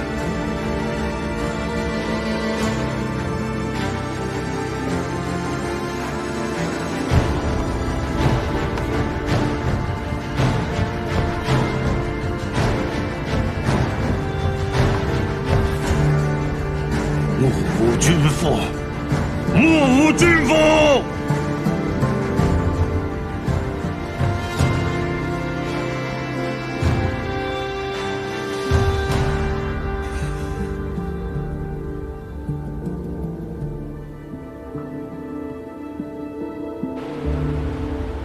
陛下口谕：兹秦王出言不逊，藐视君父，咆哮廷议，特旨申斥，免去秦王行军大总管一职，令在秦王府中闭门思过，不奉谕，不得出府门半步，不得参与军事，不得妄议朝政。钦此。臣李逆，谢陛下恩典。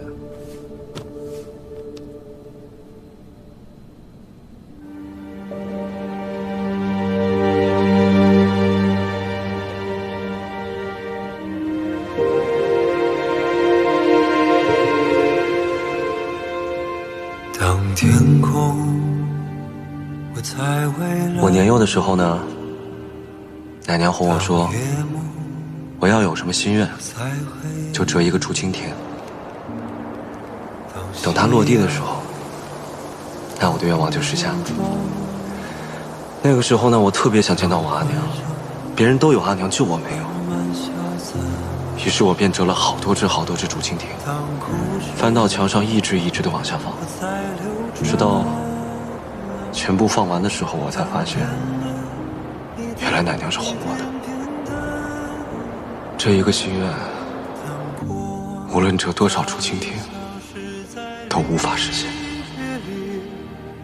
当汪洋已不再浩瀚，你还会记得吗？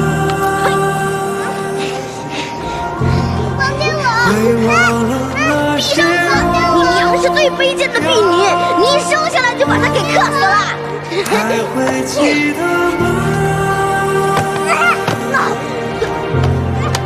爱思念着哎呦，好了啊！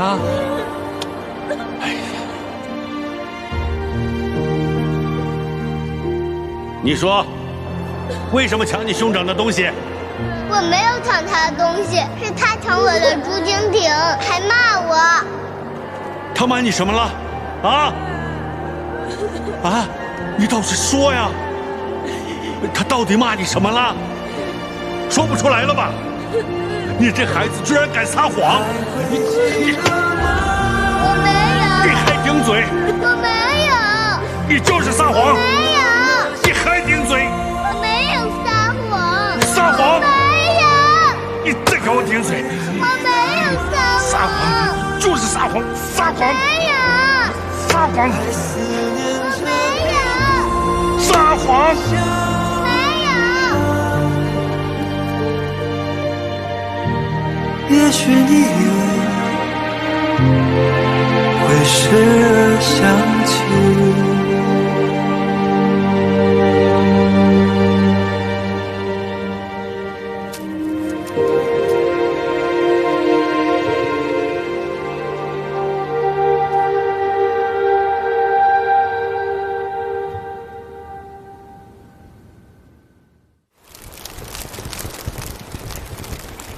小的时候，你就救过我的性命，后来又来到家中。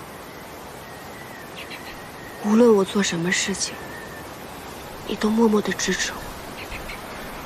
当我犯了错，也是你来帮我承担。你用着我的年纪，不知道经历了多少危险，到最后，也是为了救我而死。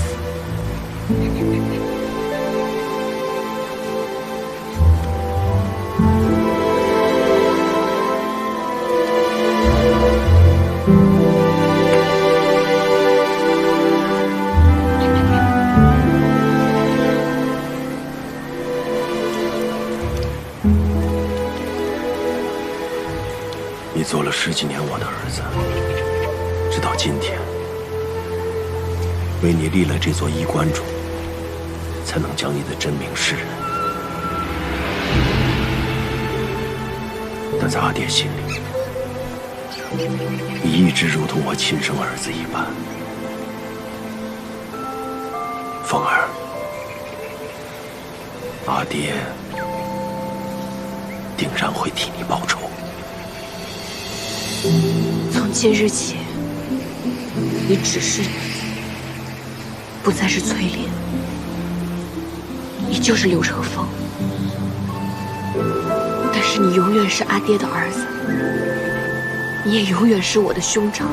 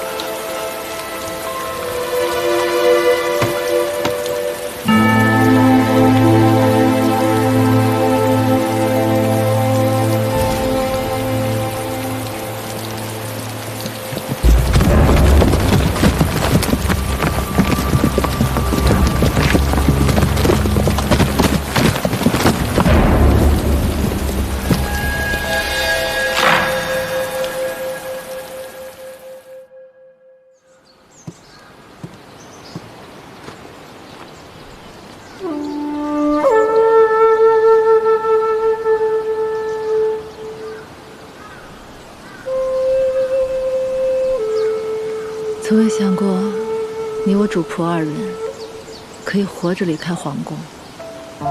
您看，秦王殿下替娘娘安排的住处多幽静啊！再说了，大难不死，必有后福，您还得接回太孙呢，将来您的福寿还绵长着呢。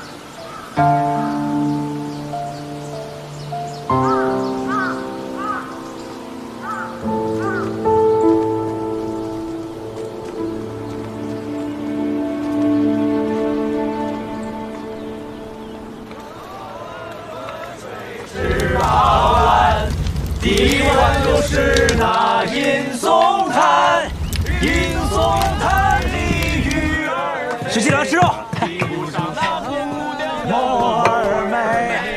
十七来，拿酒，老四，老来河水十八弯。干了，干杯！老来河水十八弯，第一弯就是那夜送回十八。哎，小裴将军，给你们的小裴将军上一份羊肉。好嘞，尝尝这羊排。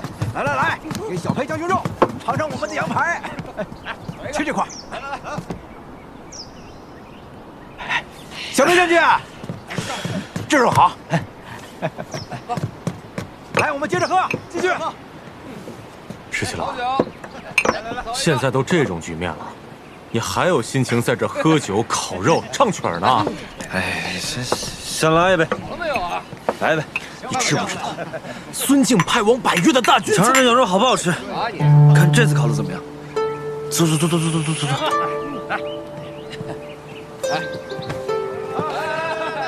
外面有信王的耳目，讲话小声一些。这些天我一直在等你。此时孙敬在潼关虽然中毒昏迷，但他早晚会醒过来。他派往百越的大军已经在返程的路上。若大军跟孙敬在潼关会合，那就麻烦了。石七郎，那你的意思呢？这几天我一直在琢磨，最好的法子就是想办法让裴大将军派你去常州。这里是常州，这里是汉水，由南至北，这里就是截杀征百越大军最佳的地方。放心，这件事情我和父亲肯定会办妥的。还有一件事情要拜托你了。嗨，你的事儿我赴汤蹈火都会去办。赴汤蹈火倒不用，就是你可得帮我这个忙。放心。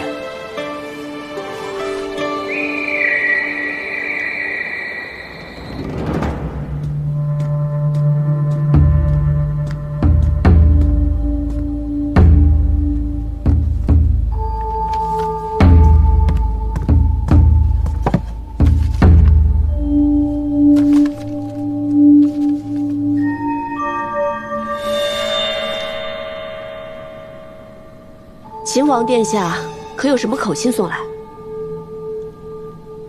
那就有劳信使了。何校尉不打算看一眼吗？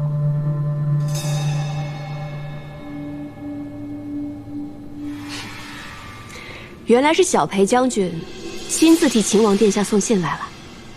这封信呢，麻烦你交给何校尉。哦不，你也知道，现在是崔小姐，她就在洛阳城外崔家军大营里。石七郎，你是有重要的事情要和崔家谈呢，还是说已经找到了收回东都的方法？都不是，是私事。哎，你这偌大一个秦王府，虽然说陛下用羽林军围了个水泄不通，但我就不相信了，你找不到人给你送信啊？耳朵呢？你有所不知，现在羽林军奉旨，每天要给府里一干人等点卯，耳朵身手再好，一日之内来回也来不及啊。石七郎，我和你说了，崔家谁说赴汤蹈火在所不辞啊？这么快就变卦了？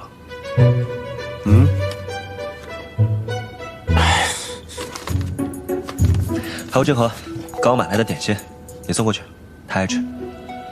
快点。石七郎现在已经被软禁在府中，但他却只惦记着给你写信。你真的不打算看一眼信吗？小裴将军放心，就算天下的坏人都死绝了，你们家秦王也不会有事的。殿下不顾风险，数次救你性命，你完全没有放在心上。看来，你果然就是铁石心肠。秦王立此大功，若是现在仍旧在朝中，陛下有何可赏？若是陛下赏无可赏，那秦王的2位兄长，还有朝中大臣，是否会记得？秦王负气被禁足，表面上看兵权尽失，可实际上，他真的失去镇西军了吗？小裴将军也是领兵打仗之人，何时该冲锋，何时该扎营休整，道理是一样的。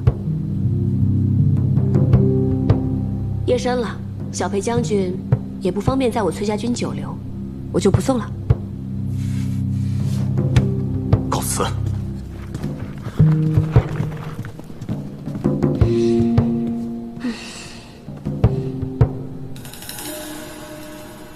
送信来的人不是耳朵，有人现在很失落吧？没有啊，没有。大晚上肚子饿了吧？快吃口刚送来的点心，垫一垫。还是你最好，我真的有点饿了。快吃吧。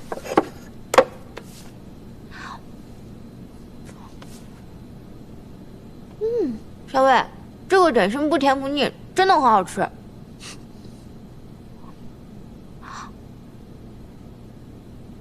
那个信，你真的不看啊？要不然你看看。啊？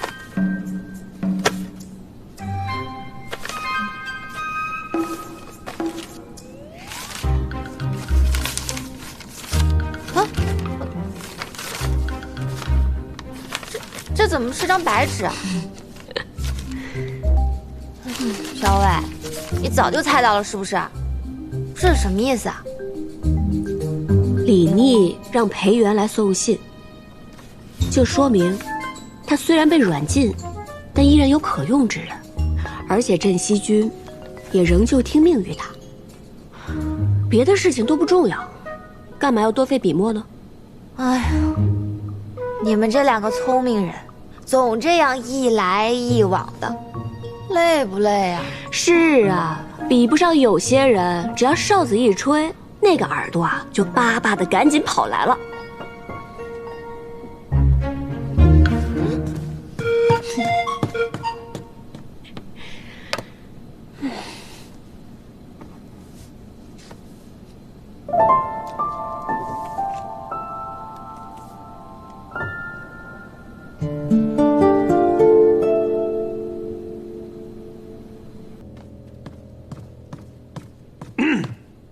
回来了，回来了。别看了，没有回信，人家连你的信都没有拆。我又不是在等回信。不过有一句说一句啊，那个崔小姐有些话呢，确实还有些道理。她说你现在这个境况呀，那就像咱们冲锋打仗，何时该冲锋，何时呢该停下来休整。这其实你自己心里都有数。这什么呀？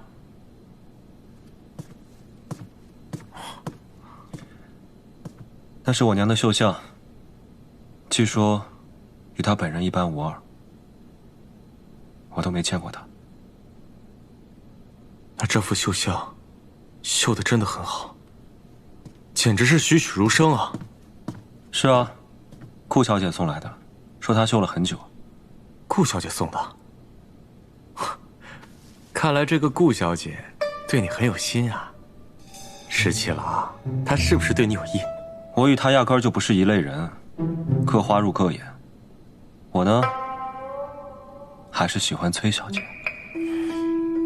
那崔小姐，人连信都没看。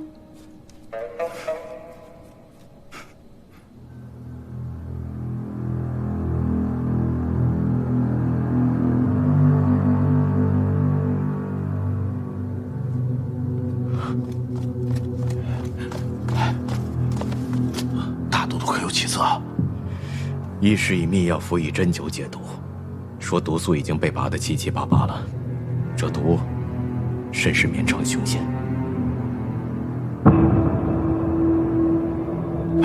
大都督，大都督，大都督。当初我答应秦王，如果他承诺保太孙平安，护太孙继位，我就想法子毒杀孙敬。为此我不惜与他共赴黄泉，可没想到居然没有毒死他，反而让他脱身去了潼关。倒是我失信了。娘娘，你已经尽力了，只是天不遂人愿罢了。秦王昨日来信，说孙敬虽战败，但威胁尚在，万事还是谨慎为上。你快写信给韩将军，让太孙暂且还是不要暴露行踪才好。是。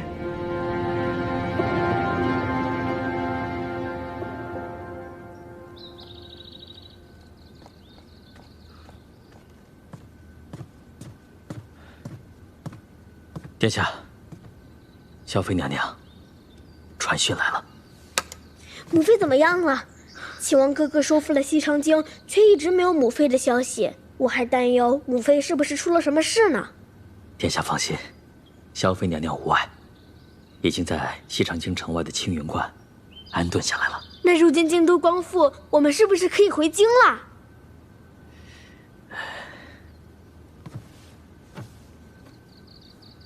殿下，萧妃娘娘传讯来，就是叫咱们暂且忍耐。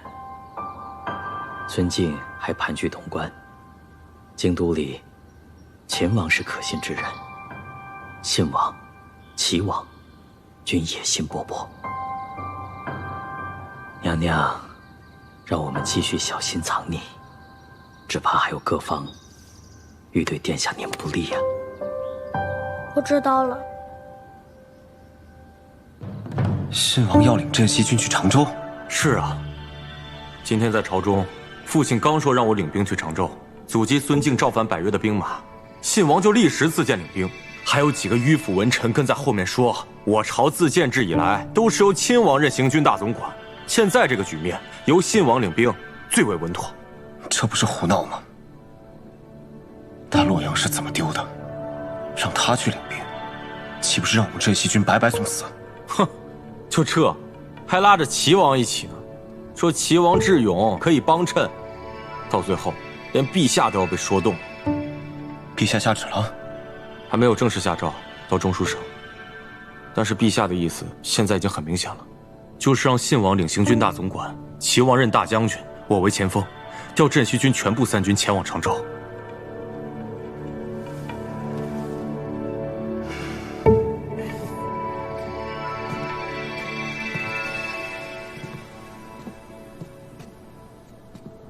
信王此番是想一石二鸟，他想待在常州以逸待劳。若是灭了孙敬的征百越大军，便可立下大功；二来，他想夺取我们镇西军的军权。父亲也是这么说的。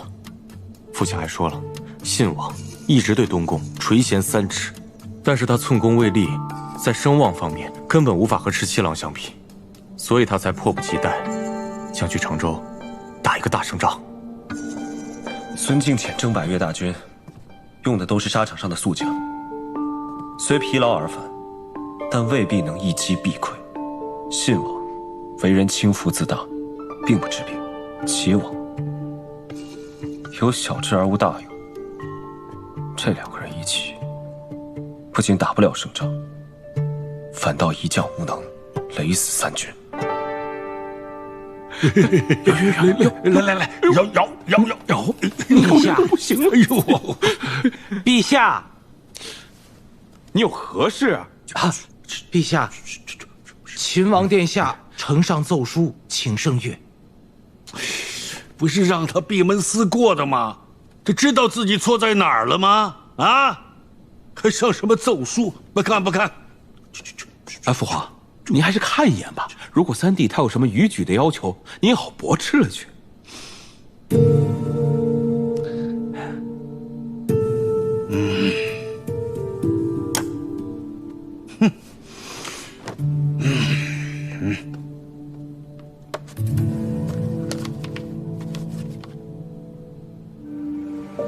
儿臣夙夜忧叹，寝不安息，恐以追封一事，见难于父皇。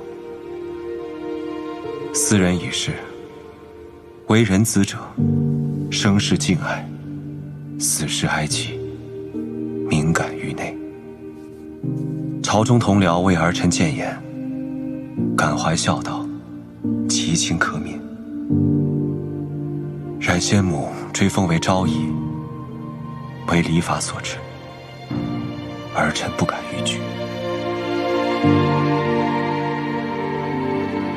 由父皇决断即可。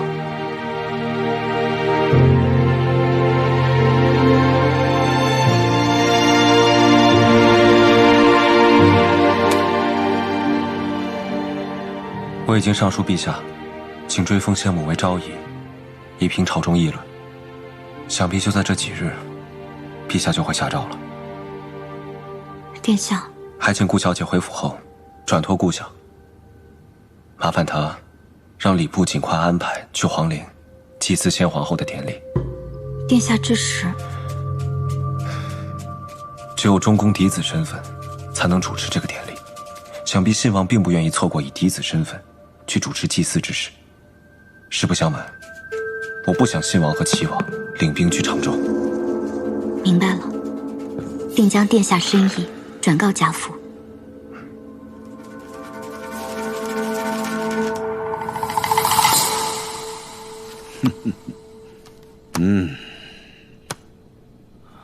父皇，三弟在奏书上都说了些什么？他说他不想为难朕，特意请求追封他的生母为昭仪。当初三弟为了追封之事，连秦王都不想做了，还当朝让父皇您难堪。如今怎么又突然上书认错？所以啊，必须得下旨好好申斥。你看看，叫他闭门思过几日，他想明白了。三弟也可能就是嘴上说的好听，他心里还是在怨恨父皇。既然他已经认错了，我觉得还是追封刘氏为贤妃吧。毕竟你和莱儿的母亲都追封皇后了，那些大臣们说的也有道理。我就你们3个儿子，唯独他母亲被追封为昭仪，的确有些不妥呀。三弟偏偏在这个时候上奏书，我看就是想要领兵去常州。如果他一认错，父皇您就让他领兵，这未免也太过骄纵了。这怎么能让他以后畏惧父皇您的威仪呀？放心吧，既然闭门思过有用，那就让他再闭门思过一段日子。小薇，秦王都已经闭门思过这么久了，怎么突然才想起来要看他？他上书给皇帝，奏请追封生母为昭仪，但礼部成了皇帝的旨意，最终追封为贤妃。此事已成定局了。秦王已经退让，此事不是应该已经了结了吗？纷争是可以了结的，但是人的心要是受了伤，哪是能说好就好的？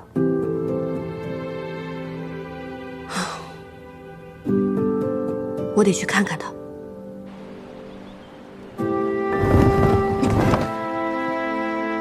小薇，咱们好不容易翻墙进来，可这秦王府这么大，殿下会在哪儿啊？你不是有哨子吗？快叫耳朵来带路。对啊。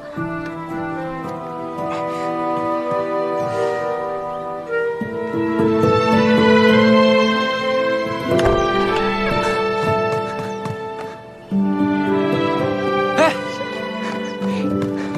桃子、何校尉，你们怎么来了？快带我们家校尉去见秦王。好，跟我来。走。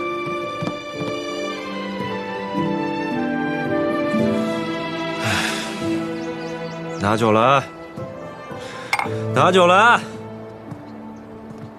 放下就行，我自己来。真的不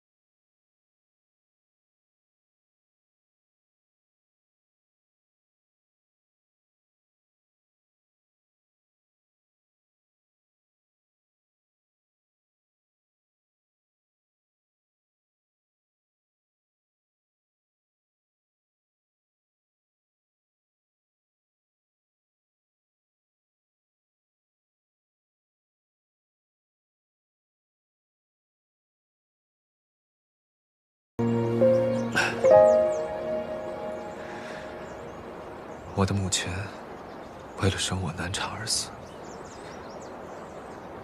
自从我来到这人世间，也不曾有过一日孝顺过她。她出身卑微，生前在梁王府中，就如同一根野草，无人问津，无人在意。她死后多年，连个名分都没有。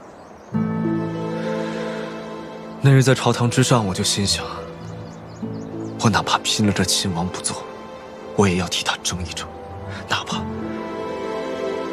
怕就只是一个虚名。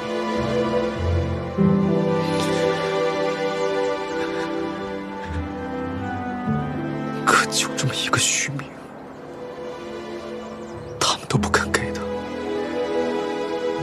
父皇什么都不肯给的。从前我知道我父皇不喜欢我，他怪我克死了我母亲。我还以为他心里有那么一丝丝在意我母亲，如今我才发现，他对我母亲的死好像根本毫不在意。他嫌弃他出身卑贱，对他如同婢女。你说，我母亲为了生我而过世，是不是很不值得？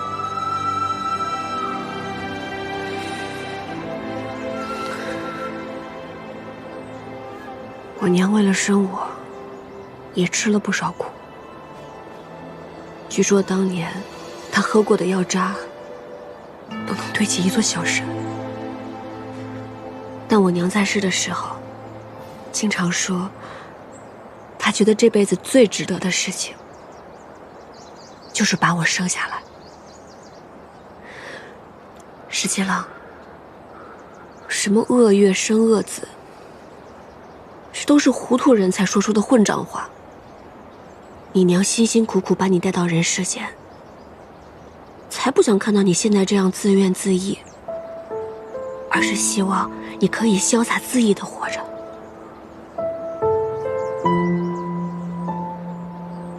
潇洒恣意，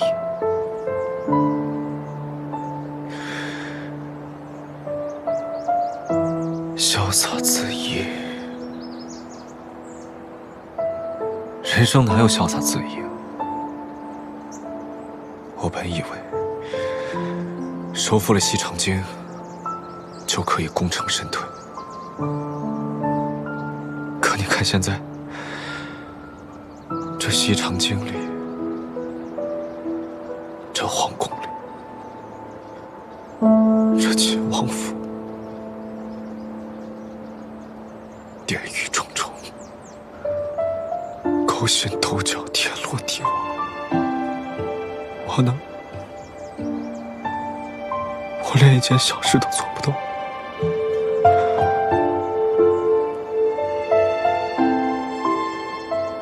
我连替我母亲争一个虚名，我都做不到。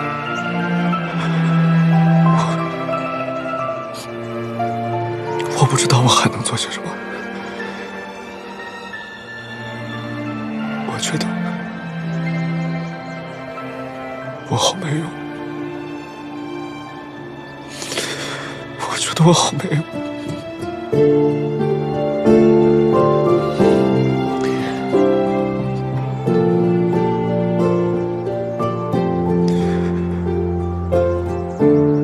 其实我很难过，我心里特别难过。我知道，石青郎。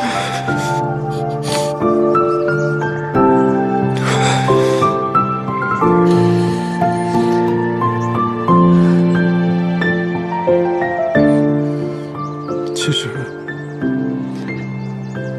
我特别羡慕崔大将军。为什么？因为他可以一直陪着你。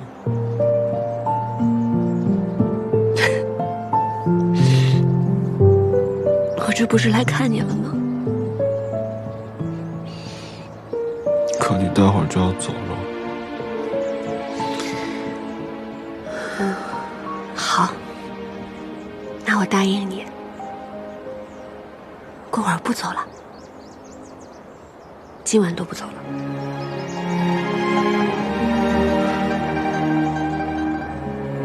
真的吗？真的。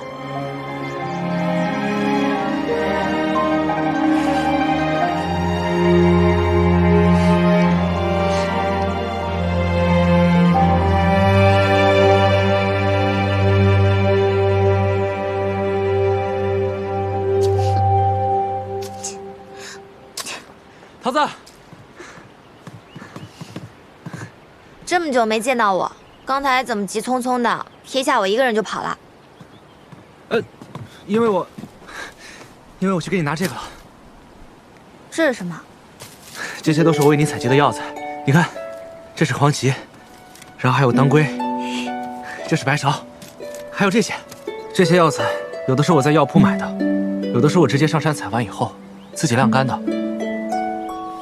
其实，我每想你一次，就会去采一次药材。每次想我就去采。那我看看，你一共想了我1、2、4、6，你一共想了我30多次。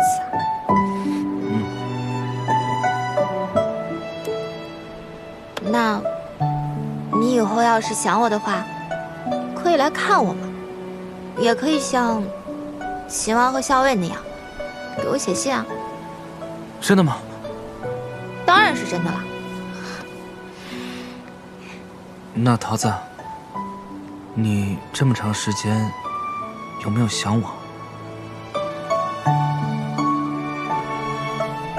那你猜猜喽。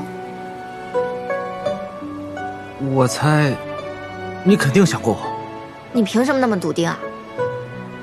因为如果你不想我的话，你就不会叫我去看你，也不会叫我像17郎一样去给你写信了。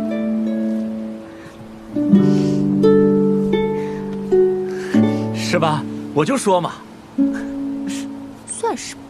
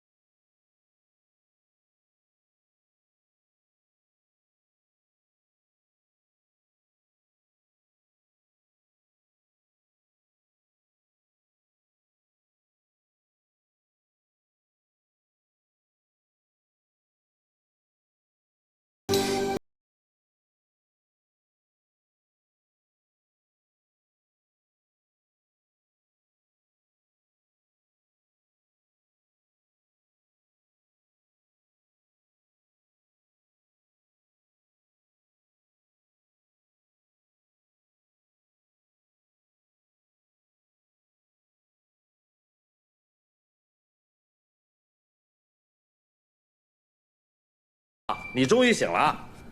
现在什么时辰了？都过了50了。我记得我昨晚在亭子里喝酒，然后我就喝多了。我还做了一个美梦。做了一个什么梦啊？一个特别特别幸福的美梦，就像是真的一样。你一定是梦到何校尉了。哎呀，这哪来的何校尉啊？我看你啊是得了相思病，病入膏肓了。昨天晚上明明是你自己在这儿喝闷酒，我要陪你喝，你还把我赶走了。是。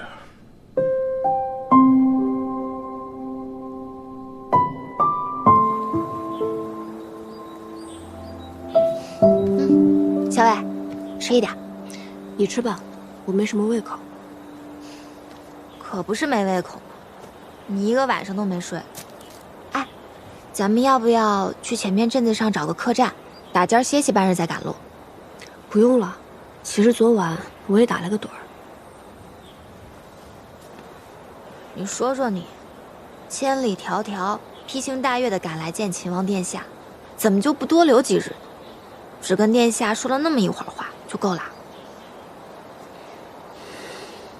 我只要看上他一眼，就放心了。要是被旁人发现了，又要生出很多枝节来。只是不知道，他如此伤心，如此内疚，要过多久才能释怀？反正我还是觉得，两个人还是要长长久久的在一起才好。只说那么一会儿话，哪能够啊？我看有些人是想跟他的耳朵长长久久的在一起啊。上位。不过你还真别说，我才离开他那么一会儿，我真的就想他了。你呢？你想不想秦王殿下？确实，一日不见，如隔三秋。就是嘛。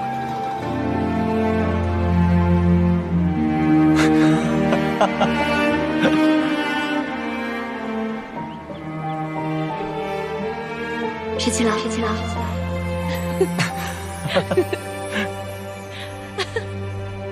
十七郎，十七郎，十七郎。